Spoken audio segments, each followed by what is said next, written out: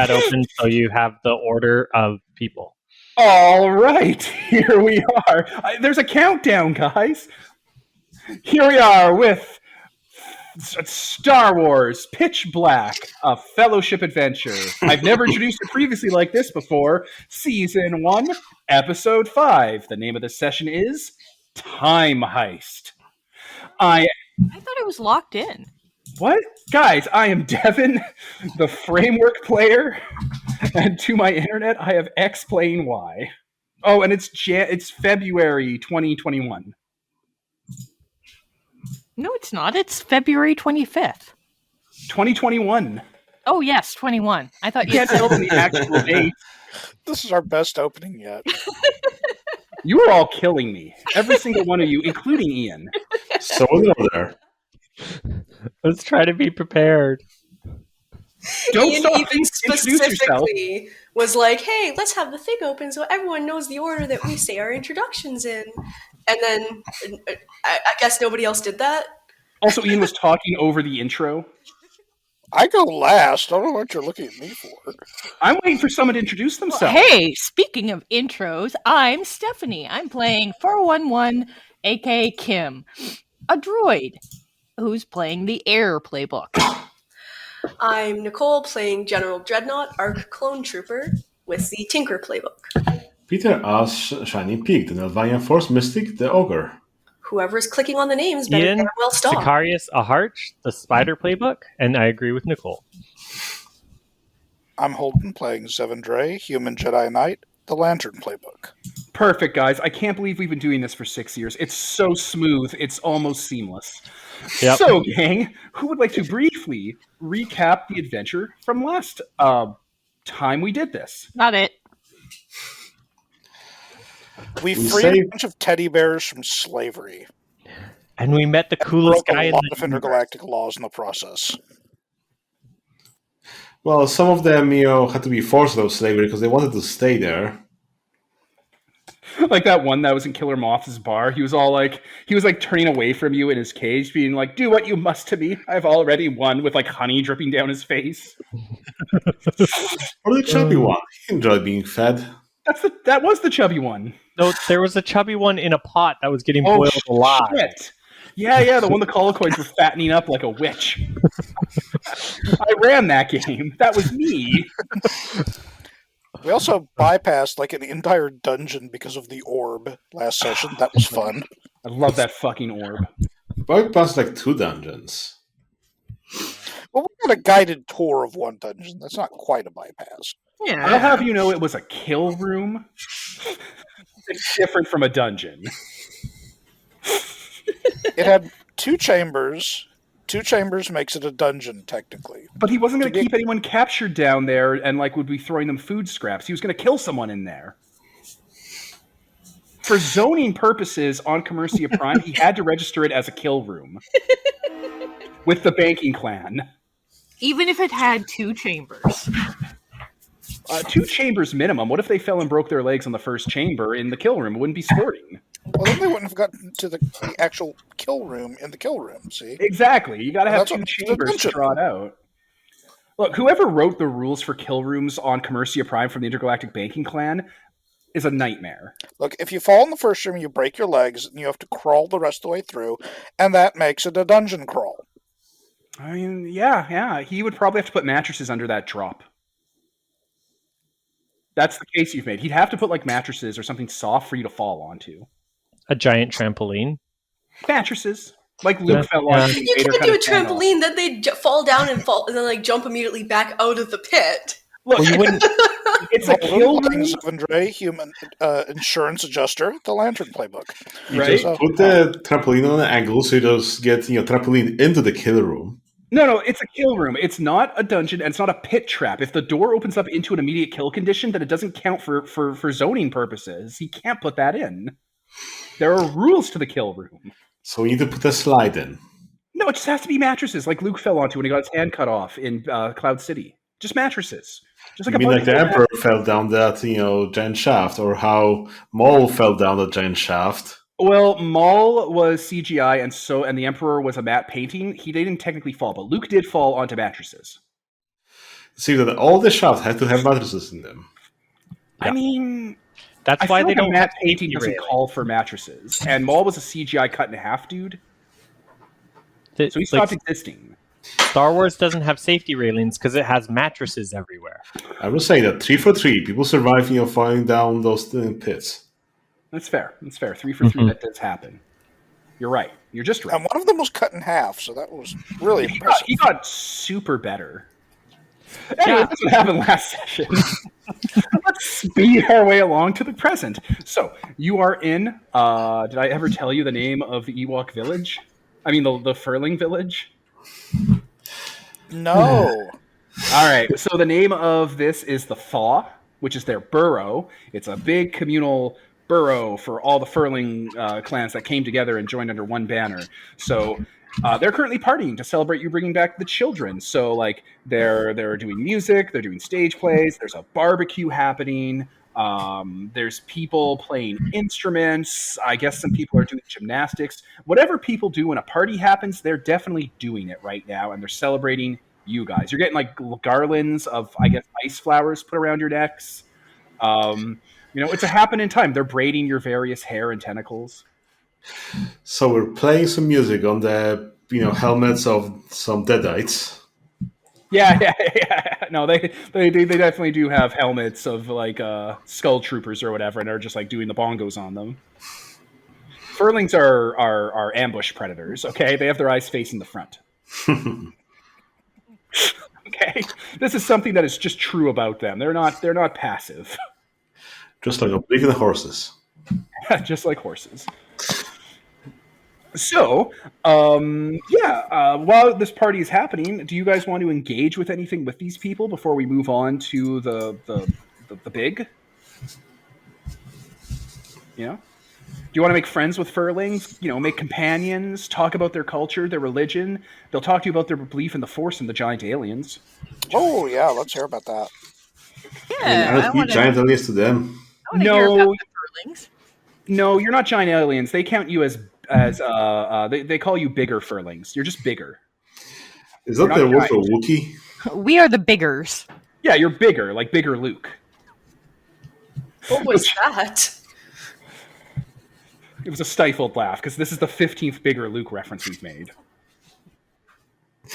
Okay, yeah, so if you want to grab anyone aside to talk about the giant aliens and the Force, this is your opportunity to do so, whoever's interested in that shit. If you want to talk about the Republican and where he came from and where he currently is, because you haven't seen him in the party, you could talk about that too. And also you can make friends with Furlings and add them to your party.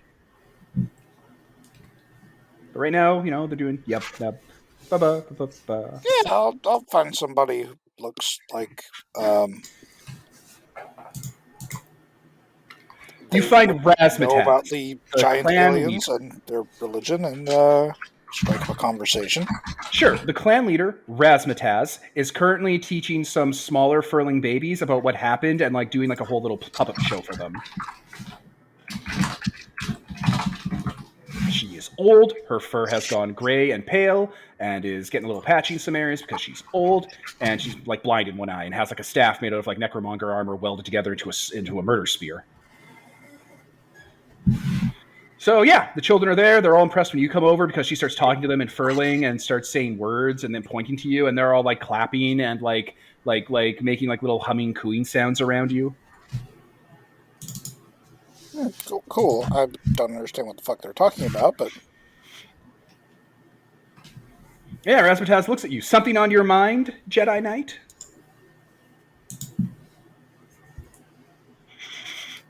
I was hoping someone I could. Obviously, I showed up ready to roll tonight. Tell me more about yourself. Yeah. Tell me more about your religion. Yeah. Oh. We believe in the Ashla, the sort of cosmic interconnectedness of all things in the galaxy driving life. It's an ancient tradition going back to when our world was verdant and our fur was brown. Oh, my people hold a similar belief. We encountered your people back when the land was fertile. You came in a ship, It crashed among the wreckage of one of our clans before we knew about fire and hyperspace. And you came to warn us that there was an encroaching war, a war to end all wars with a faction of warriors with red blades. And your Jedi Knight, or they called themselves in our oral language, Warlord. Your Jedi Warlord said that this war was inevitable, it would consume the galaxy, and that we had to be ready to fight or die. And that is how we first encountered the larger galaxy. A terrible period. Which period? No one knows. But we shared. We had cultural sharing there, where we taught that Jedi about the Ashla, and they taught us about the Force and the Republic and democracy. But it didn't really. It was sometime afterwards that we found the giant aliens and started to really commune with them. What can you tell me about them? Oh, well, we're gonna have Handsome L come down and try to introduce you to them at one point, but they are the forerunners, the forebears of all life in the galaxy. They used to rule this place as eternal pharaohs. It's in this planet, Hoth, directly? No, the whole galaxy. They were the Ashla lords. They could direct it and make it churn and make life appear from anywhere with their command over it. And as far as our records show, at one point they simply vanished. They ascended into the Ashla itself and stopped being a part of this living world. Except for the temple we have here on Hoth. Oh? Yes, Handsome L will be able to show you. It's the Cosmic Metronomes ruins. It's where we contacted them. I see. I should quite like to examine these ruins. Yeah. Razzmatazz nods. But we are born and we die, and when we die, we become one with the great cosmic drift, the currents that drive us all. So this life isn't really that important in the long game, but we try to live it as kindly and as fulfillingly as possible, and make sure that future generations experience life so they can too become part of the churn. It's our prerogative to ensure that life spreads out as vastly and fervently as possible. That seems a posture of great wisdom. We believe that the Ashla itself is a living creature and that we are just small components of it. Like, if you were to kill a tauntaun and find that it has organs inside of it, we are all parts of its organs. So every star in the sky, we must be compelled to fill with living creatures. I see. Well, thank you for answering my questions. Razzmatazz nods. Thank you for listening to them. Do you want to forge a bond with Razzmatazz? I do, and maybe the Force be with you. The Ashla guides. Razzmatazz has 2 stats, Teddy Bear and Old Wizard. And how can they can join an adventure and die? Because, you know, nothing matters. For your sins. Anyone else want to do something as we move away from the Jedi? I do want to... You said that Mandalorian is disappeared? The Republican. Or the Republican, sorry. The Republican had disappeared, and last we saw, that medic was trying to take him apart or something, I think. Yeah, that did come up. Yeah, we maybe should check on him. All right, who do you want to bring with you? I mean, I'll definitely go with. I wasn't aware that the Republican was missing. All right, so Sicarius and Dredd, you both know the Republican isn't here in the party, and you go seek him out. He's easy to find. So there's that crash ship medbay, and then there's the kind of runoff area where it's all verdant and full of weird coral and bodies that are half grown into the ice and the ground and stuff. He's there. You see him pretty quickly. He is in his suit. He has his helmet off, and it's on his lap in front of him. And he's kind of lying against the wall, like he's a corpse staring straight ahead. And furlings are putting layas around his neck and decorating his body with flowers and are putting fruit offerings around him. And his robot head's just tapping on the ground, making a tuneless sound. What's going on here?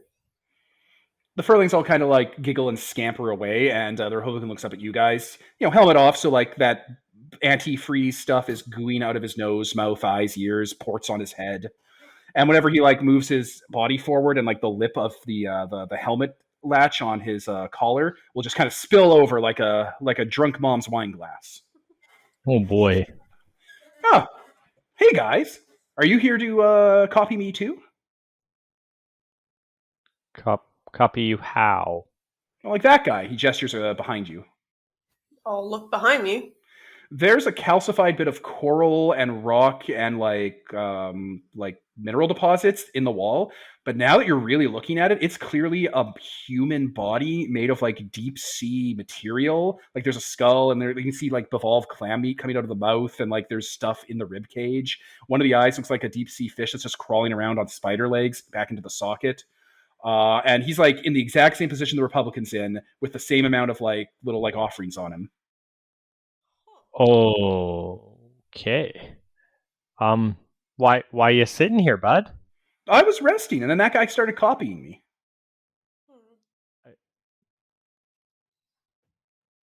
Well, I don't know if it's a great idea to stay sitting in the goo here. Some of the coral has started to kind of grow around him, and like vines are starting to like go around his like pressure suit. Yeah. It seems like you're going to be kind of stuck if you stay too long. I mean, we all aren't we all stuck if we stay too long in one place? Exactly. So let's get you up here. I don't know. My mom said I have to stay here, and like I don't know. I guess you're supposed to listen to moms, right? I don't know. I literally don't know. He said that the mom was that droid, right? That droid that has like a human skull face made of metal because it was all twisted up by whatever's been happening to the sector of space. Mm-hmm. I'm gonna like turn to where that thing is. It's like still trying to crawl with its still working limbs across the ground towards him, but like the furlings have tied like a vine rope around its like torso broken bits to like the wall, so it's just doing that forever. Hey, this thing talks, right? Yeah. Why do you want to take him apart? This unit is defective. Defective how? It needs repairs. Well, he seems to function just fine. It is a doctor's most solemn duty to ensure that he does not lose his job. Seems like you may need to adjust your parameters a little bit, because you've got a bunch of patients already here. You just need to adjust how you take care of them. They're not people, they're whatever that is, and I'll point at the coral dude. So you just need to figure out how to properly take care of those guys instead. It doesn't understand you very well. It's pretty far gone. You'd have to do some real work on it. That's Dread's specialty. Yeah, it's logic circuits. Like if you open it up and look at its logic circuits have stuff growing out of it. See, I don't know if I'm able to... I just put it... Well, it seems like even if I put in real logic circuits or whatever, it'll Just flow take back. Just take its cartridge, blow on it, and put it back in. You gotta get some alcohol swabs. You gotta really get that gunk off there. Like it seems like it would just grow back, right? It's hard to say. This is magic, demon magic, basically. You're dealing with demon magic. You figure it out. Well, stuff doesn't talk, and even if it grows back, do we care? Like, what is our care level? If we can get this thing working for what, a year, 2 years, will that make a difference in a good way? I think so. So, is that not better than doing nothing? I mean, yeah, I guess. I guess that's what I'm doing then. You start just working on the droid? Yeah. All right. Sicarius, are you talking to the Republican at all? He's still standing there in that pose, and like the Earth isn't like rapidly taking him, but like he has an outline in the wall. He has a hole for him. Yeah. No. Come on. Let's stand up and let's go check on some things. We got work to do, right? Oh yeah. I remember. Zevin was saying that I can't just lie here all day. I got to kill them all, right? No. Yeah. I think 4 Kim said that too. We have to kill them all.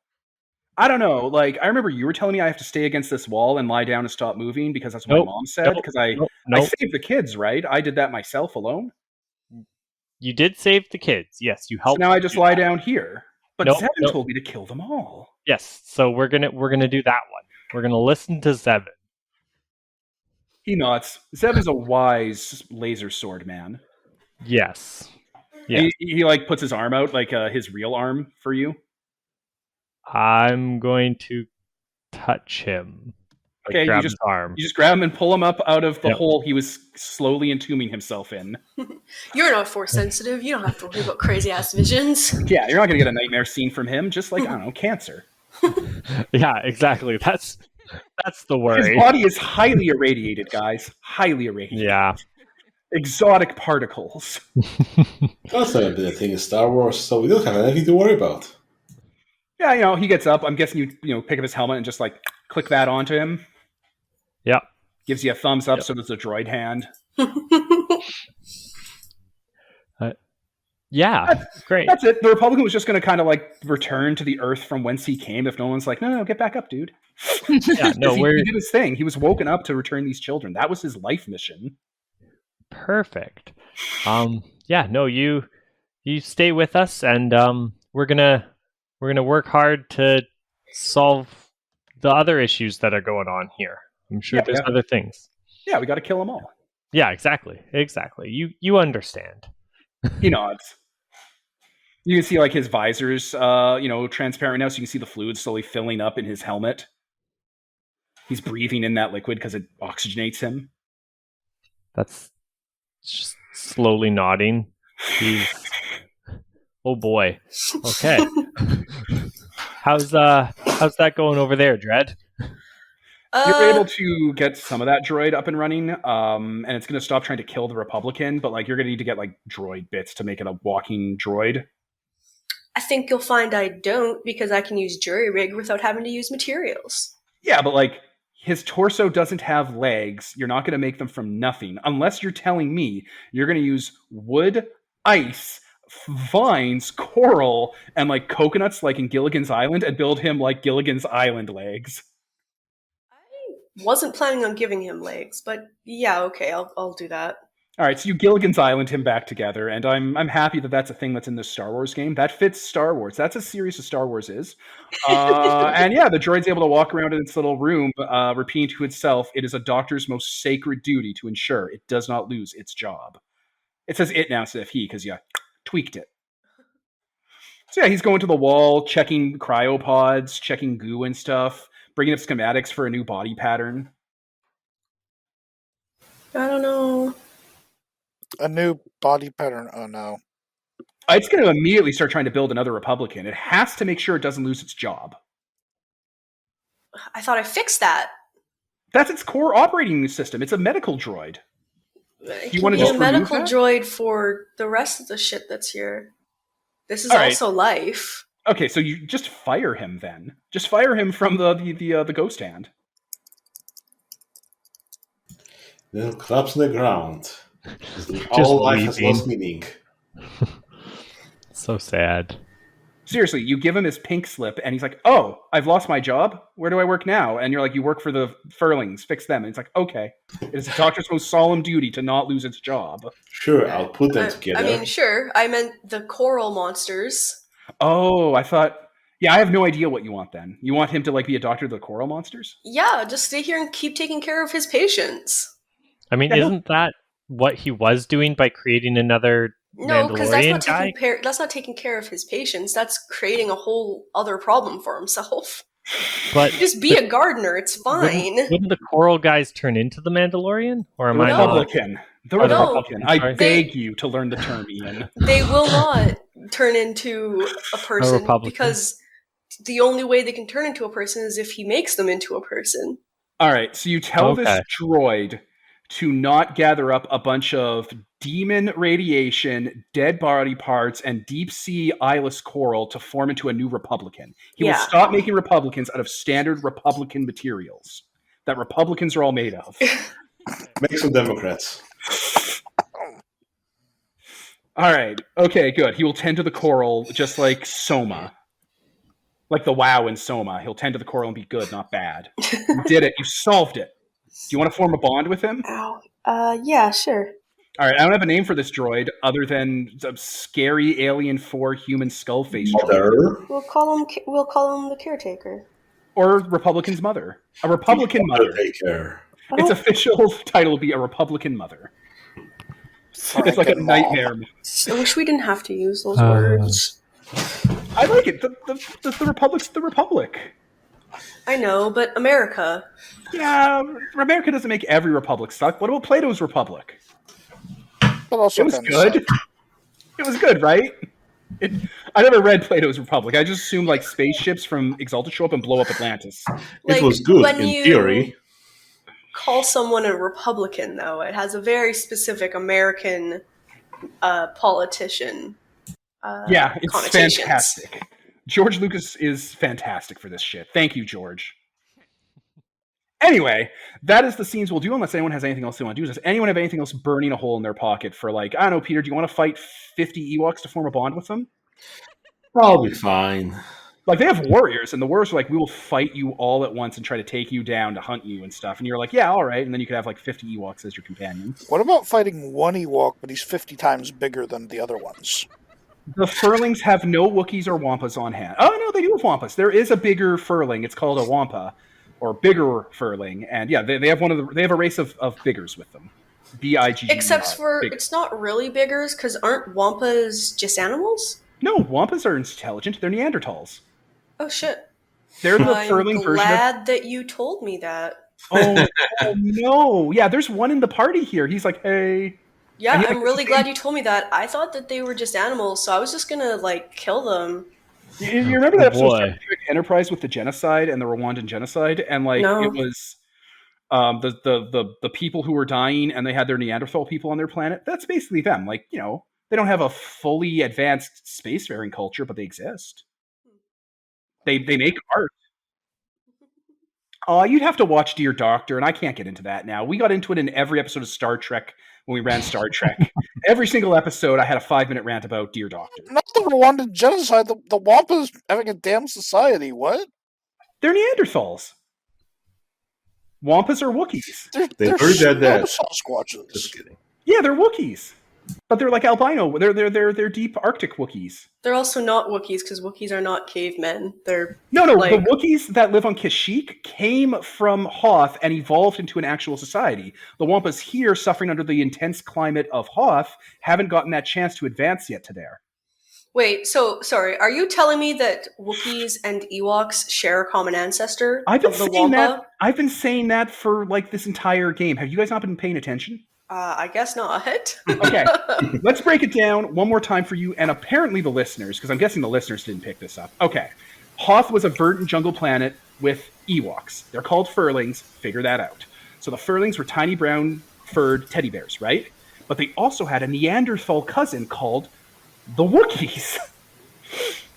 Anyway, Wookiees and Furlings eventually left the planet, and they went to different biomes. Like, some of them went to the desert and became Jawas. Some of them went to the sanctuary moon of Endor and became Ewoks. Wookiees also, went and founded Kashyyyk and became their own planetary culture. And then the planet was blown up when the Republican ship crashed into it out of hyperspace and ushered in an ice age. And the Furlings went from having brown fur to Arctic white fur and became the Furlings, and the Ewoks became the Wampas. And they've been living in harmony in this like heated cave in the wreckage of the Ghost Hand ever since. That's them, dogs. They're all the same. Jawas are just Furlings. That's literally where you're going to this session. Where you're going to Admiral Land's Sand Raider. That's a Jawa sandcrawler. Spoiler alert. Are we all up? Are we all up and on the up and up with the Ewok dilemma? Yep. Everyone's a people. It's fine. All right. My will, yes, I am. All right. I'll take your word for it. It's all connected. Everything's connected. It rhymes. It's poetry, guys. Look, if you took an elephant and made it Arctic, what would you add? You'd add wool and bigger tusks. If you took an Ewok, or if you took a Wookiee and made it Arctic, you'd add more fur and tusks, which Wampas have. They have like horns or tusks or whatever. They're woolly Wookiees. Yeah. Yeah, there's a Wampa there, just waving at you. Don't worry, Nicole. They don't have a seat on the Republican Council, therefore it's okay to kill them. I mean, no. They also kind of look like the ice monster from that claymation Rudolph movie. Yes, they 100% do. Bumble. Like, they don't have the blue face, but yeah. I mean, some of them might. Bounce. Was his name Mumbles or Bumbles? Bumble. Bounce. Yeah, Bumbles. Yeah, okay, there's a Wampa here, Bumbles, who's just hanging out. And he's fairly big if you want to fight him, Peter. Do we want to have Bumbles the Wampa on our team, guys? Oh my god. I didn't 10 seconds ago, but now that you phrase it that way. Well, so look at fighting it then. All right, Pete, how do you beat him? Because you're going to beat him.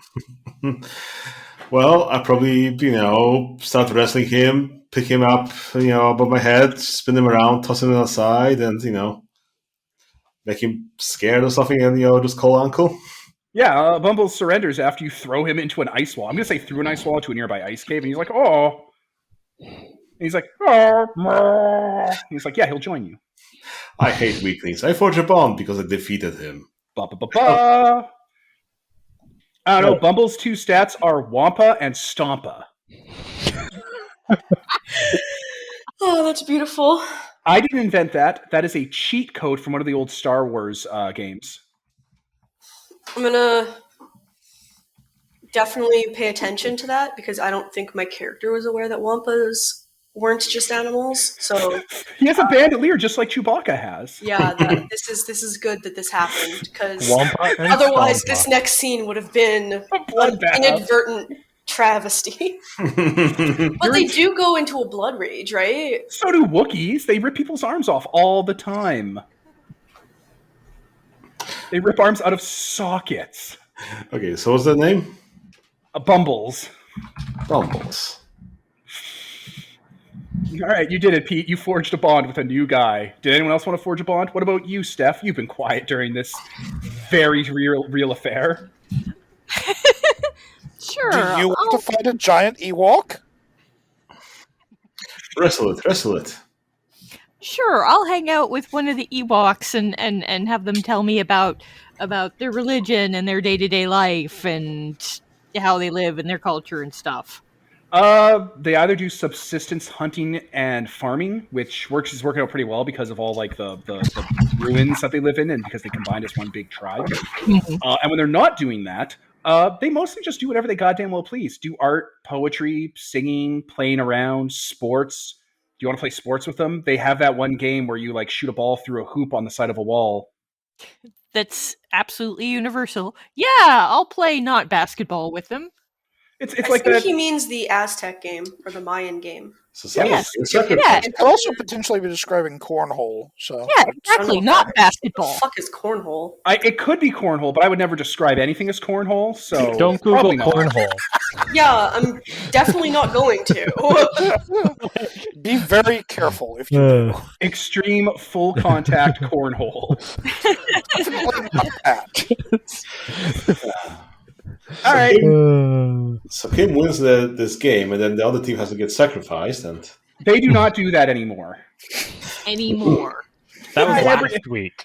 Look, I'm just saying, we have a sport in Canada called hockey. And in hockey, we take the biggest, buffest humans we can train. We put knives on their feet. We give them battle armor. And then we give them a wooden scythe. And we tell them just to fucking go at each other on slippery, concussion-y ice. All right? We're not better than the Ewoks. You're not wrong. Yeah. When I got brought to hockey games as a kid, even past my mom being there, everyone in the stands, when they were just talking to like the other adults, would be like, I can't fucking wait for them to fight. That's like the main reason why I couldn't watch hockey. Also, they used Like, I the didn't scythe mind to throw those- rocks at each other.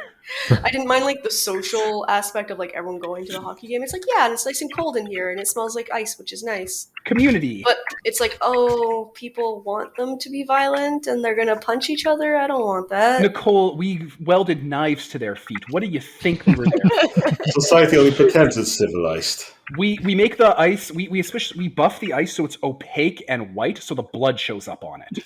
I mean, as long as they're willing to figure hit each skating other. also exists. And that's not violent. That's just a What is pretty it? dance on the slippery ice with knife on your feet. Oh. Yeah, figure skating's beautiful and gorgeous, but like, hockey is our national pastime, not figure skating. I mean, you all do the that's math. just preparation for war, right? Yeah. Show you off how agile you are. Getting ready for the knife-foot war.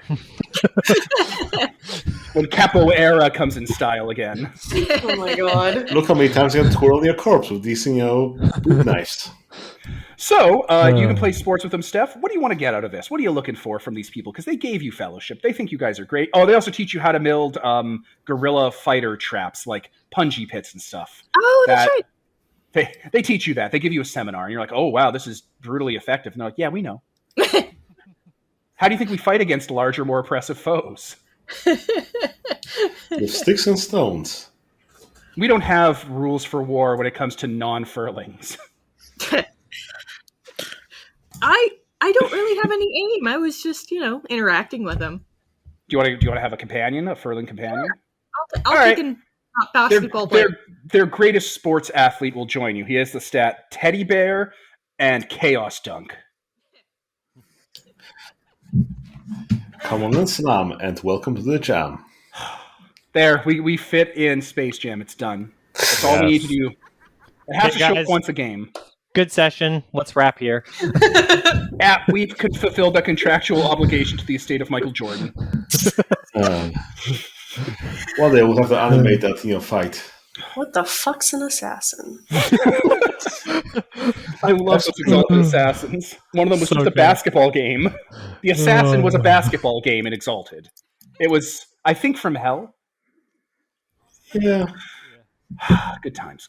All right. What the fuck game was that? That was Gangs of New Gloam, which was also Rikio, the Story of Ricky, and Arkham Asylum, and Legend of Korra combined into not a modern, but a generic Fantasy Exalted game. Like, all those components fit into Fantasy Exalted with no modification, including the motorcycles that ran on Fire Dust.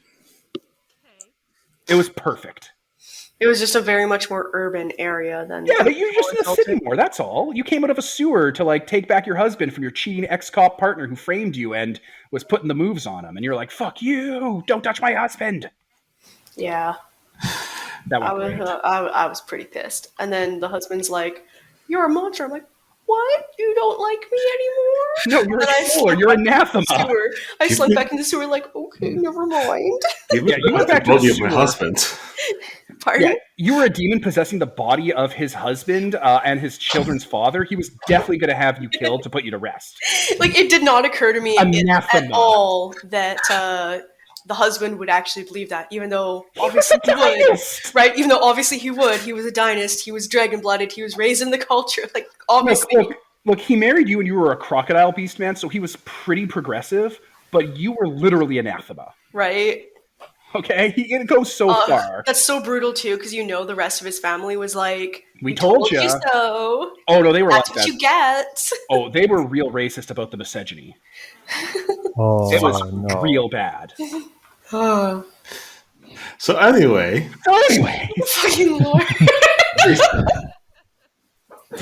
Moving on. You get that, sports player. Do you want to give him a name? Yeah. Taskmaster. No. Furry Johnson. Yes. Let's call him Furry Joe. Johnson doesn't sound like it's fully Star Wars, but Joe does. All right. Furry Joe. There we go. Also, Furry Johnson sounds like it's someone who doesn't shave. Yeah. I mean, does he shave? Magic Johnson also sounds like it's talking about a dick, but Oh my god. Anyway, moving on. A horn is blown through like a weird coral horn that has a skull in the end where the music comes out of the mouth because this place is full of stuff like that. That's fucking metal. I know, it's so cool. And like a bunch of the furlings are all like, oh, and they all kind of like gather in one area like to give a wide berth to a tunnel that gets unsealed. Like they roll like a giant stone door out of the way. And the leader gathers you guys up, Razmataz, and it's all like, you're in for a treat. What? Sorry, you named her Razmataz, and it's just every time you say it, I'm just like, oh my god. The dad of the baby was named Sunrise. I don't know that.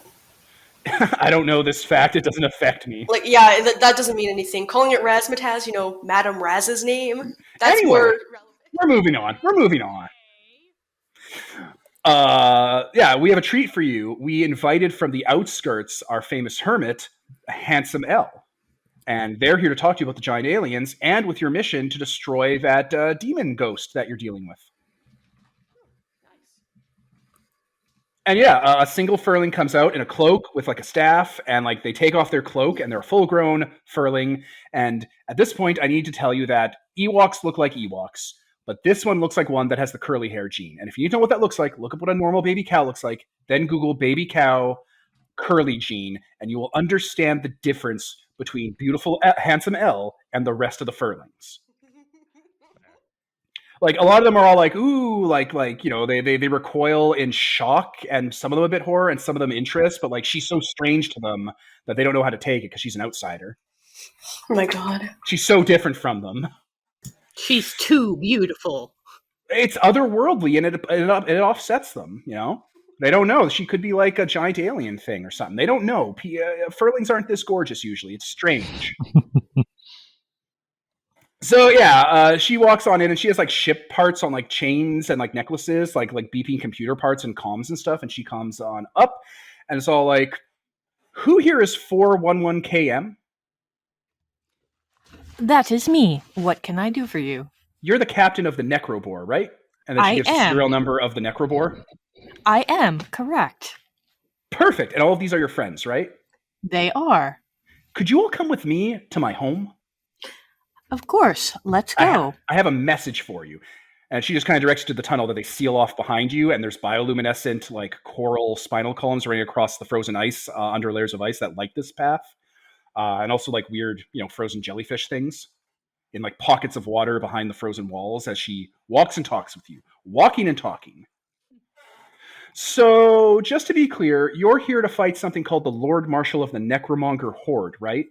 We are. And those are those skeleton-looking fellows that keep abducting us for sport? Yes. All right, this all makes sense. Is one of you like one of you's magic, right? Like you're an Ashlyn? I gesture at Zevin and Shining Peak. They have a great deal of mysticism. Where are you getting this information? I got a message in my house, and I was told to come pick you guys up. Oh, okay. Well, who's the message from? We'll get there. I'm going to keep that dramatically to my chest until we get there, because we got to walk. But I'm just wondering, you know, how good are you guys at, like, fighting on your own, like, individually, not in a group? Are you good at that? Are you coordinated like that? Of course we are. All right, and I don't know about Kim fighting on her own, but no, that won't come up. But Zevin, you're pretty good dealing with like flying a ship on your own, right? I suppose I could. Okay, all right. Just want to make sure because you know things are confusing. So, what did they tell you about the Ashla? The Ashla, the Force. That's their word for the Force. I'll repeat back what I've learned. All right. That sounds pretty standard. So I'm a priest of the giant aliens, and I've been that my entire life. And they, I think, have sent me a message that I have to give to you guys about what you're up to right now and how to deal with this, because you're running into something you don't quite understand, I think. But I don't really understand all the details, and I'm hoping once you get context, you will. Geez, I don't really know how to help you all beyond that. I really don't understand a lot of these things. Well, but I'm eager. Perhaps you could start by relaying the message and telling us what you know. It's a visual message. I don't understand all the parts of it because we're walking and talking. Yeah. We're walking and talking. Yeah. Hey, do you want to piggyback?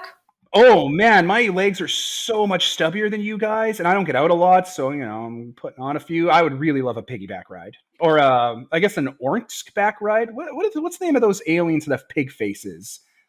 Gamorrean? What are the ones that no, they're smaller. He fought? Oh, the Ugnaughts. Oh no, a puffer pig. A puffer pig. No, Ugnaughts. I was thinking of the Ugnauts. But Ugnauts are people. I know Ugnauts are people. Okay, I thought you were trying to think of an animal. Oh, this guy's racist. I know, right? No, yeah, an Ugnaught back ride. Can you give me that? Yeah, like one step for you and your battle walker is like 80 steps for me. It's a nightmare. The tunnel's so long. We had to dig it out. It's a whole thing. Anyway, eventually you get to Beautiful Elle's house. Beautiful Elle's house is very clearly the metal of an escape pod with ice around it, with like the escape pod top popped open, and that's what you guys are crawling into from like at a sideways angle. Okay. So this is my house. It's my ice house. We used to have tree houses, but we don't have trees anymore. But this is where I live. And at the bottom of my house, there's like a dark secret tunnel you really shouldn't go down because it's full of nightmares until we can figure out the giant alien thing. Giant aliens. So we can do that later. But let me bring you to, my message center. Sometimes the giant aliens send me messages through it. And yeah, when you're inside, this is a roomy escape pod. It could fit 20 people probably. It has decks on it, and has reinforced hull, and it's an old Republic escape pod. Like, it literally has like iconography and the style of like old Republic artifacts. Many of you who live in the Republic have seen in like museums and stuff. Plus on the Republican. Yeah. Yeah, like there's even like exactly. This is full of Ewok nonsense, furling nonsense. Like there's like bones and like salvaged computers and like, art and like cooking stations and stuff all strewn around. It's been well lived in. There's also a smallified skeleton in the corner. It's full of sap. Oh. That was my buddy. He hung out with me for a while. He wanted to learn more about the Asla, and then he died. Oh. It happens. Just like of old age? Something. He just died one day. I don't know. I mourned him and preserved his body for him in case he wanted to drop on back in, but hasn't done it yet. Okay. You guys, you guys know the Asla. It happens sometimes. The Ashla. I keep mispronouncing Asla, and I'm getting very close and close to calling it the Azalin, which just is something else. Right. We're going to go to Darkon, and the mists are going to show up. I mean, no. Fuck. Yeah, she brings you to a center table in a communications area where like people would like gather to like get info if they were like stranded in an escape pod. And there's like holograms of you guys being displayed, but like they're kind of simplified, and they're like there's arrows pointing in different places on a map of Hoth, and there's like ship schematics like in orbit, and there's like various like troop movements happening and stuff, and it's just playing through them all, and then it repeats over and over again. Interesting. So, like a day ago, I got this message here from the giant aliens, and I was told to give it to you. So this is your message. Enjoy it. Play it from the beginning. I don't know how to do that very well. The buttons are confusing. I reach over and press the play button. Okay. So the message plays out as an instructional, like, essentially PowerPoint presentation showing you the exact plan for this session. Okay. And your chain codes are all attached to the message. Like, it's a message from you from a little bit in the future.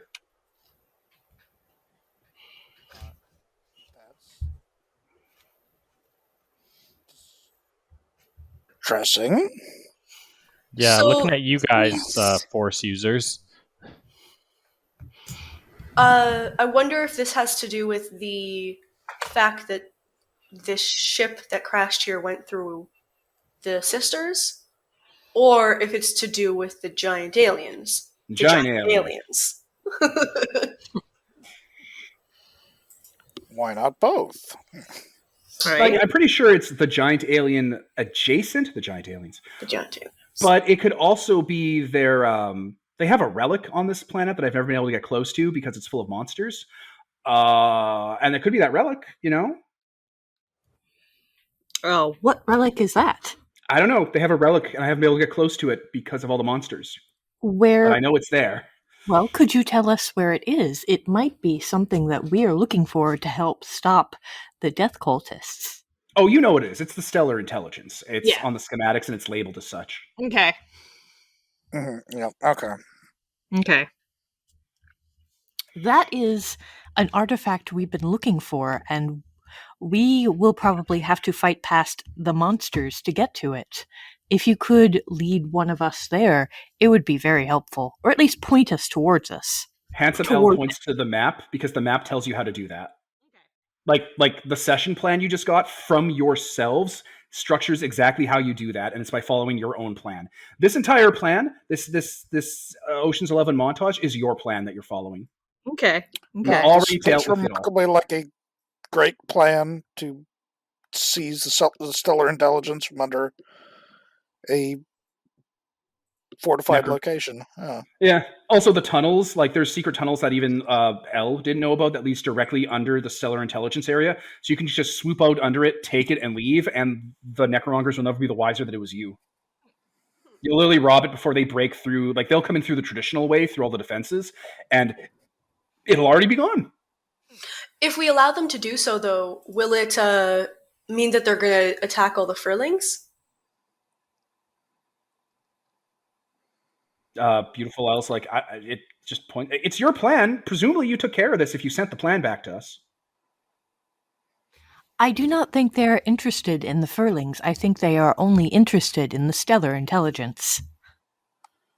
Don't they have to go through them, though? To get No, here? it's not under No, the Furling not at all. base. No. It's somewhere Okay. else on the planet.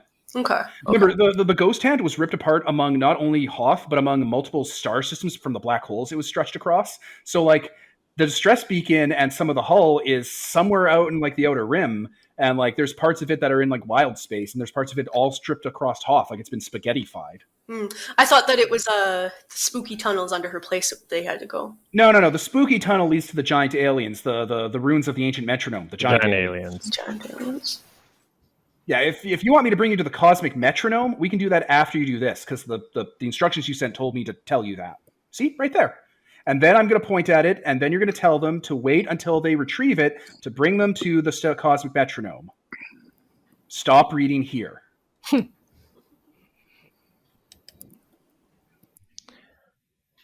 Well, So you all know the plan because you made the plan.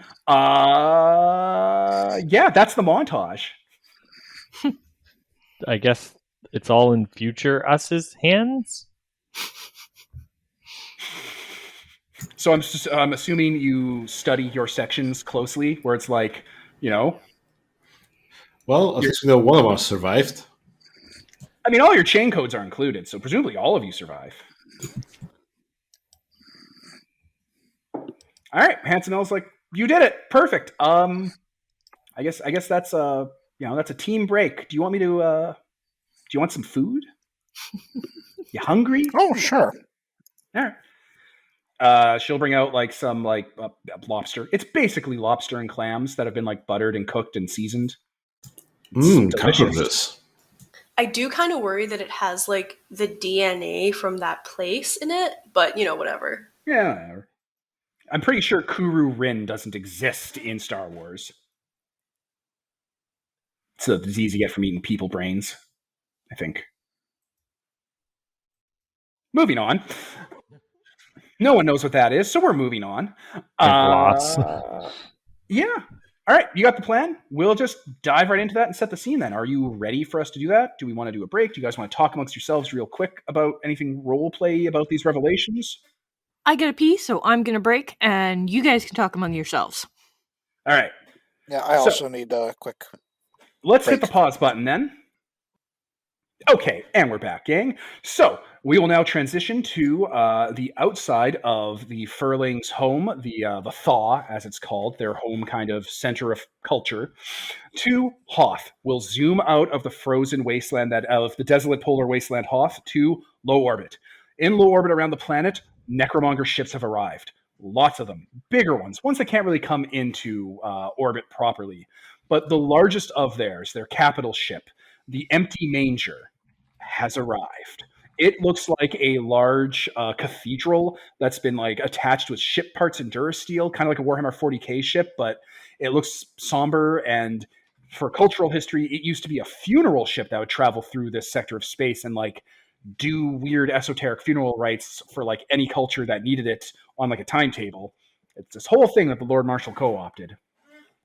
And it has appeared in orbit around Hoth, and it alone starts to slowly descend into low orbit.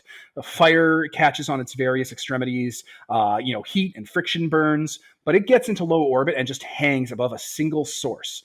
And as it does, parts of it fall off and smash into the ground below, as ships at max speed just start to drive into the atmosphere and start to break up and crash in to build a makeshift fortress and wall around a certain location of ice on Hoth. Equipment is being dropped from orbit, and people are like running out of escape pods and like forming into work crews and getting like repulsor lifts and droids out, and they're lashing this equipment together and bringing it into the base and building up very quickly a scratch-built fortress and mining operation. And they are starting to focus equipment and materials to start melting the ice in the middle and start to bore their way down to where they think and maybe know the stellar intelligence is. And of course, it is where it is. That's where it is. While this is happening, a storm begins. Have you ever been in a storm before on a polar planet? It's a wall as high as like a tsunami tidal wave of nothing but ice and snow and clouds, and it starts to drive itself around this area of Hoth in a pretty big area, almost like the Jupiter storm, where it kind of is visible from space. This storm is visible. It is a major thing. And there's lightning inside, and there's chunks of glaciers being hurled around, and some of the Necromonger ships get too close from the eye of the storm and get dragged in and blow up Mad Max Fury Road in the sandstorm style, highlighting shadows in the ice. As you can see that there are creatures that have burrowed out of the Arctic Sea below and have been caught up in the storm and are using it to fly around, like fog sharks from Exalted. So this is the scene for the Stellar Intelligence time heist. Oh boy. Okay. Now, everyone has their parts, and I'll go over them very quickly. Holden, you are on the Necrobore, your ship, with the Jedi and your ship's crew, Tora and Rudwar and whoever else is on board. And your job is to harass this scene I just set up to keep them from progressing as fast as possible and destroy as many of their ground forces that you can. Gotcha.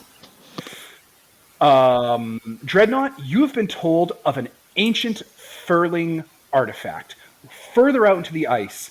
Once upon a time, when the Furlings were at war with each other and hadn't come in together in mutual peace, there was a pirate queen called Captain Land, and she had a crawling fortress that she used to terrorize other Furling tribes and raid them and take their people and their resources, and she brought her entire army and her base with her on mechanical extremities. Your job is to go into the tomb of Captain Land, repair this crawling fortress, bring it out of the ice, and drive it into the Necromonger fortifications to start and slow them down and cause as much distraction as possible, with the Necrobore and Zevin in orbit backing you up. Awesome. That sounds kick-ass. Now, Can't wait to meet a pirate. Oh, it's going to be so good. Now, 411KM, your job is to go to the nearby chapter of Mandalorians that actually live on Hoth. Right.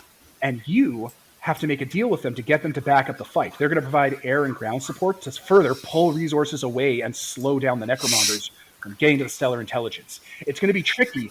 The Mandalorians have no love for Jedi, no love for the Furlings, and really no love for droids. They're insular and keep to themselves. They're children of the Watch. They're the weird ones that never take their helmets off. Okay. The official name for them that you get, because the Furlings, they're able to like read mail and read messages that the Mandalorians send them, are the Seekers of the Prophets, and their chapter house is called Vision. Nice. All right. Because they're prophets. And finally, we have our boys, the Strike Team. Sicarius and Shining Peaks, you guys are going to take some secret tunnels that you reveal to yourself from the future from a cosmic supercomputer that nobody knew about until you knew about them, to put them in the message to know about them. To go into these tunnels, Yes. go through a bunch of obstacles that are in the way, sneak into the Stellar Intelligence's area, and using your great force magic and ingenuity to haul it out of there before the Necromongers even know it's been stolen. Nice. So, each one of these scenes has 3 parts to it, and we did a lot of work on prepping this. Let's hope this doesn't take 8 hours. So, If you're listening at home, listeners, we're literally on hour 1, 60 minutes before we even got to the action set piece. So let's see what happens. So, Zevin, you are on the Necrobore. You are taking off after dropping everyone off at where they had to go. Basically, the montage happens in reverse. You've dropped everyone off and you're taking off into the storm. Right before that, you dropped off the strike team at the tunnels that are way on the outskirts, just before the storm starts, actually. Funny how that worked out. The tunnels themselves weren't covered by the storm, even though they're well in the middle of it. Huh. Anyway, you two head on into those tunnels. Don't think about it. Before that happened, of course, though, you dropped 4111 KM, and do you want to take any goons with you? Any people? I'll take all my goons. All right, everyone is with you. You bring an entourage, much like the acclaimed TV show Entourage, with you to eat the profits. And before that, you drop off Dreadnought at a nearby furling area. It's not that far off because it's a cultural artifact that's been buried in the ice. Because much like in Godzilla Final Wars, what the furlings did to stop land is they blew up some ice underneath, so it fell into a crevice and was frozen forever. Much like in Godzilla Final Wars. So it's pretty nearby because they marked the land. They marked Land's Raider as like the site that they would build their society, basically. On the eve of destroying their greatest tyrant. So, and then we go one more backwards to you guys all going, and that's the plan. Break, and you guys leave Handsome L's house after having a nice meal of crab meat, scones, but that kind of bread that's in like little octagons you put water on to turn into a little thing of bread from Force Awakens. And I'm going to say blue milk. Sure, Do why they not? have those animals here? Yeah, she has a tauntaun. Tauntauns give blue milk. She calls the tauntaun Ugly L. And if you're kind to it, you too can form a bond with it. It has 2 stats. I thought it stunk on the outside, and blue milk dispenser. Let's go. Oh, yeah. Oh I mean, boy. I'd rather make a bond with Handsome L than her weird pet. Yeah, the tauntaun has 2 stats: milk/be milked. Oh, good. We put that reference in from other games, and we can wrap it up here. There we go. Oh, I'll say so. And this was sponsored by nobody? Signing off. So, we will now, confusingly from the viewer's perspective, switch right back to Zevin on the ship after we just went backwards. We did a flashback, and we're going to do a flash forward. And you are on the Necrobore. You are going up just into high orbit to drop down sharply into low orbit to kind of like pick up speed and like outgun any like ships or landmines they might have left in orbit, which they do. They leave landmines in the sky. They actually take like fucking weather balloons, and they actually have like droids and Clone Wars era like weapons that they've tied to those balloons that are ready to go critical. Like they have half a B1 battle droid with like its head screwed into on a balloon, holding a rifle, shooting at you with a bomb taped to its chest. That's like so unnecessary. They could have just used the same kind of bombs that they use in the Navy. They don't buy those. They scavenge from the Clone Wars. It saves costs. Admiral That's Trench fair. recommended it because he's a good leader. He cut expenses by like half by just reusing old Clone War tech left behind. Good job, I guess. And by taking things by force and not paying for them. So, Are you telling me that the Necromongers weren't doing that before? they weren't well organized at all. Like their organization was garbage because no one was controlling them. They were out of control. It was an actual problem before Trench came in. They were doing all sorts of things, like the MI, the asshole, Lasat. She just let you guys go because you solved a personal issue she had. That's not a good military, guys. It's not. Fuck. So, Zevin, you got your ship primed. You got your co-pilot. His name is Krell something or other. You got Tora and Rubar. They're also in the cockpit with you. They're like, we can do this. And you start to fly on down to engage the drawing fire set piece. So there is a huge collection of Horde troopers, Necromonger soldiers, and like people in artillery weapons, people on AA guns they've just shackled up onto the half-built walls, low-flying speeders that they've put high-altitude engine conversion kits onto. So it's a speeder that can go into low orbit, and if you stay too long, you'll suffocate and freeze. But you only live once, so try not to stay up there too long, Icarus. You have a nightmare of half-built Mad Max-style machinery aimed at killing you and anyone getting close to the space, starting to lock onto you and put you down. Sounds great. So I will reintroduce the location moves. We have Terrible Weather, which is you're in a catastrophic weather event that always deals hard cuts. And you have Nature's Wrath. When you're making a move within the weather or like taking a direct action against the weather, like, trying to like buffet the storm or overcome something that's on the way, you got to pay a price, which will be hard to do because they're all going to be hard cuts for a little while. But eventually you can tune it down into soft cuts, and that's when you're paying a price to it's a nightmare. Welcome to your nightmare. The weather is attacking you. Yep. Well, on the other hand, we have a really armed to the teeth warship. So before I just start throwing a lot of nightmares at you, I'm gonna let you be the white chess piece and take your first move.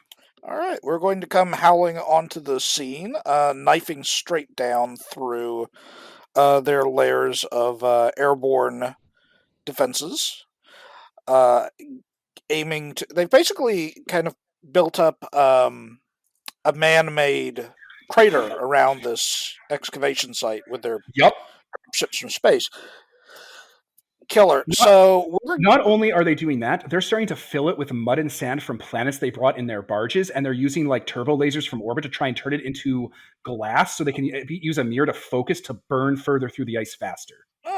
So we're diving into that crater. So we're power diving into that crater to try and cut the worst of the storm winds. So we're not just taking it straight in the flanks from a planetary super cyclone.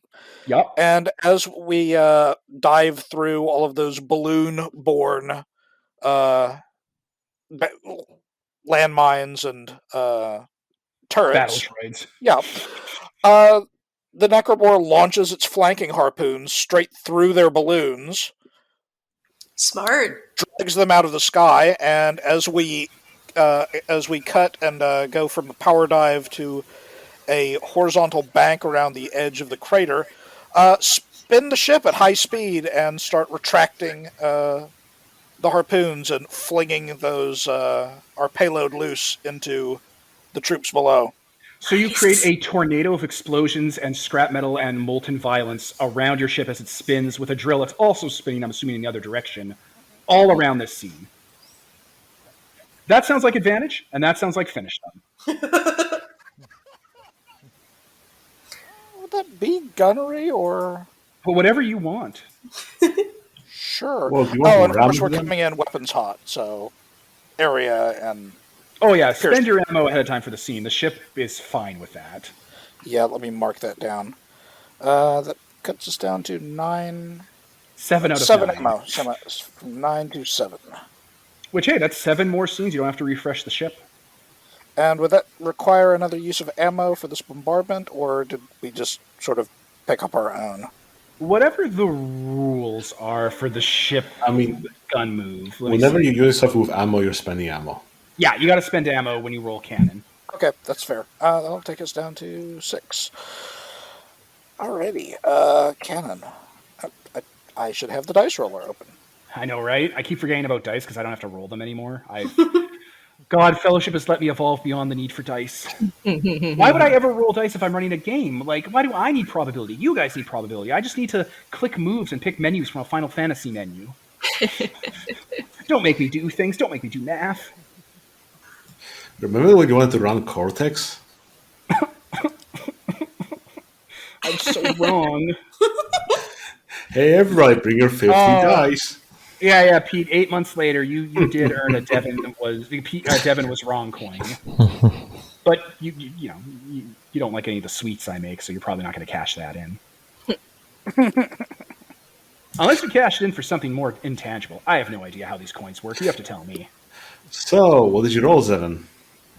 Oh, right. Let's see. +2 for cannon. That would be an 8. Woo. Sounds like a damage. Yeah. Do you want to burn a crew? Oh yeah, you can burn crew. If you burn 2 crew, 2 crew to just straight up take something out. That's true. Yeah. What am I even going after here? You're going after the threats on site because you put area in, right? Yeah. Yeah, you did. Yeah, you well, did. I mean, I've got that all seen, so. Yeah. So if you have area and you have what, piercing, you said? Yeah. So it's all the threats visible in the drawing fire scene. which is the Horde Troopers and the Calculator. Okay, yeah, I believe I'll go ahead and spend 2 crew to just take everything out. Christ, it's piercing, right? Yes. I will let you take out the Calculator without him ever gaining to respond because he has no allies around him that he can save himself with. If you spend 1 more ammo for burning, because that'll definitely ensure it gets to him and burns through his armor and pierces through it. Because he's in a bunker. Okay, well, you solved that much faster than I thought you would because I forgot about area. So you see you see a relic actually. It's an B1 battle droid inside like a heavily bunkered Clone Wars era tank that's like been armored and like has had ship steel welded to it and stuff, like the little dwarf tank with the long nose. And he's like being like, "All right, troopers, let's all shoot at that ship. I've calculated that." And they start screaming as they all start melting, like Sarah Connor in that dream she has in T2. Oh my god! Like all their armor blows off of them. They're just left with like the wiring harnesses and the barest metal skeletons, and they all melt and immediately like leave carbon shadows on the ground. Well, here's fingers crossed it's not Kim's brother or something. No, it was a B1 droid, not a tactical droid. It's an unit. Look up 9. Okay, well, that's one of the Overlord's organization members immediately killed. No questions asked. My bad. I should have not put him directly nearby because you have bombs. Cool. Holden, you win a victory point. Feel free to spend it on destroying a location move or on disabling a threat in someone else's scene if they're having problems or whatever. Just talk to the other player, okay? Sure thing. Guys, do you want me to hold on to that, or should we get rid of Nature's Wrath? I'd maybe hold on to it right now. Yeah. Just in case. Yeah. Especially when you need to. Because we don't know what people are going to actually have trouble with or not. But doesn't Nature's Wrath mean we have to... Yeah, so we'll get there. So, Dreadnought, you are in your tactical Dreadnought armor. You have... Who'd you bring with you? Did you bring all your guys? Dreadnought? Oh, sorry, I forgot the Dreadnought was me. Oh, buddy. I'm so used to you calling me Dread. It didn't even occur to me that was me. Yeah, I would have brought in my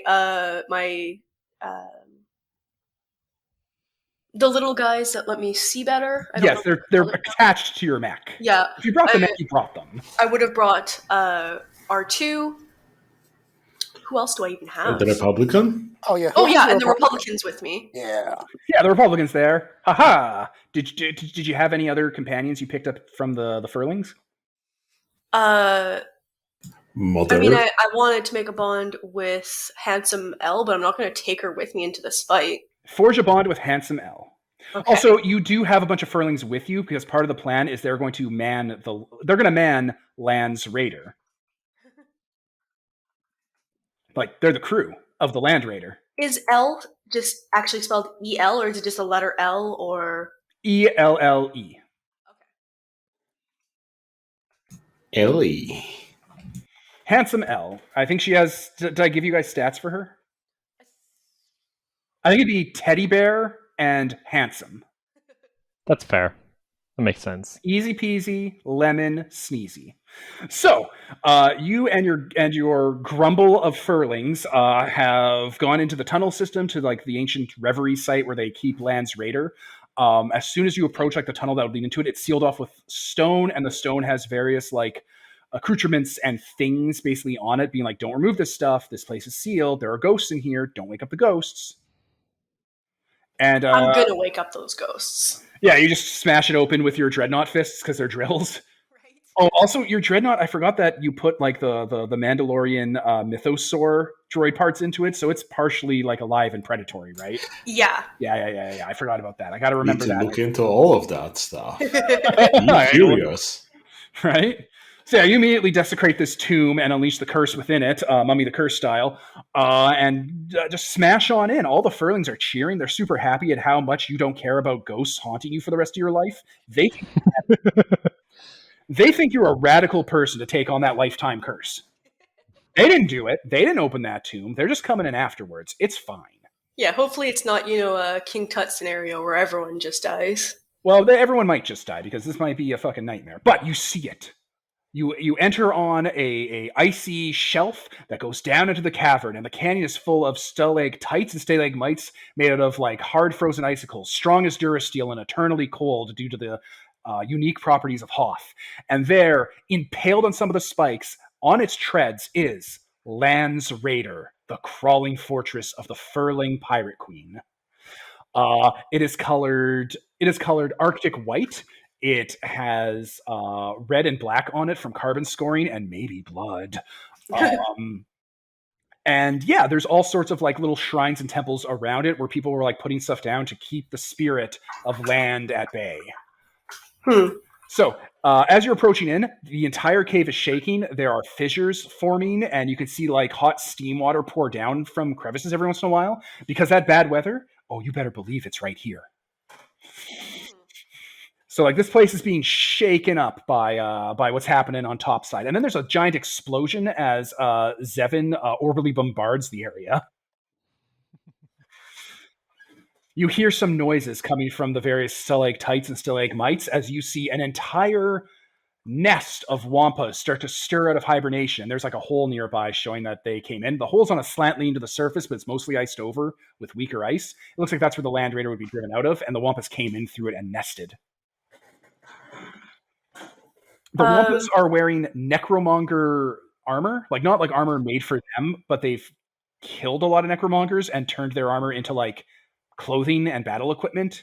A lot of them look scarred and burned. A lot of them have like physical deformities from violence on them. If you were an intelligent clone trooper, you would put two and two together and realize these people might be being harassed by the necromongers, just like the Furlings were, or slavers, because they enslaved Wookiees on Kashyyyk. You better believe if they found Arctic Wookiees on Hoth, they were going to take them too. Yeah, especially because they're not actually as intelligent, so they'd be better beasts of burden, and that's really all they're wanting Wookiees for anyway. They are as intelligent, they just don't quite have everything figured out yet because they haven't been given the chance. And I cannot stress that more. This is not a thing about them being dumb, guys. It's fine. And then the Republican goes, well, they're wearing the Necromonger. No, I know. That's why I said wait, because I was going to bring that up. Yeah, he has both his guns out, and he's lining up a bead on two foreheads right now. I'm going to throw my mech's arm sideways and be like, whoa, whoa, whoa, stop. Okay, I'll stop. Sure, I can stop. I can stop whenever I want. I don't know what's wrong with that guy. He never listens. It's like you can't get through to him. Okay, it looks like these guys are only wearing the armor because they defeated the actual bad guys. So, like how I do sometimes. Yeah, exactly. So there's no need to kill them. Hey, I'm going to turn to the Furlings. All right. Can I speak their language? Yeah, we speak basic. Oh no, Devin. Oh, I just remembered that I made my droid into a talker and not a combatter. Did I fix that? I mean, you tell me. He's your character. You can choose. Okay, I can just say that I did. Okay, good. Because I was like, oh no. Like, it's good that he can talk, but I actually didn't realize they spoke basic, though. Nicole, this isn't Dungeons and Dragons. You can just do things that don't hurt you. Okay, but they're cavemen, so I assumed there would be problems. But yeah, okay, if they just speak basic, it's like, oh, okay, never mind then. Be like, hey, you guys been having problems with those necromongers? They all turn and see a white crab armored soldier like the necromongers are and start making sounds and pointing at you and readying blast. Oh, okay, they see a monster.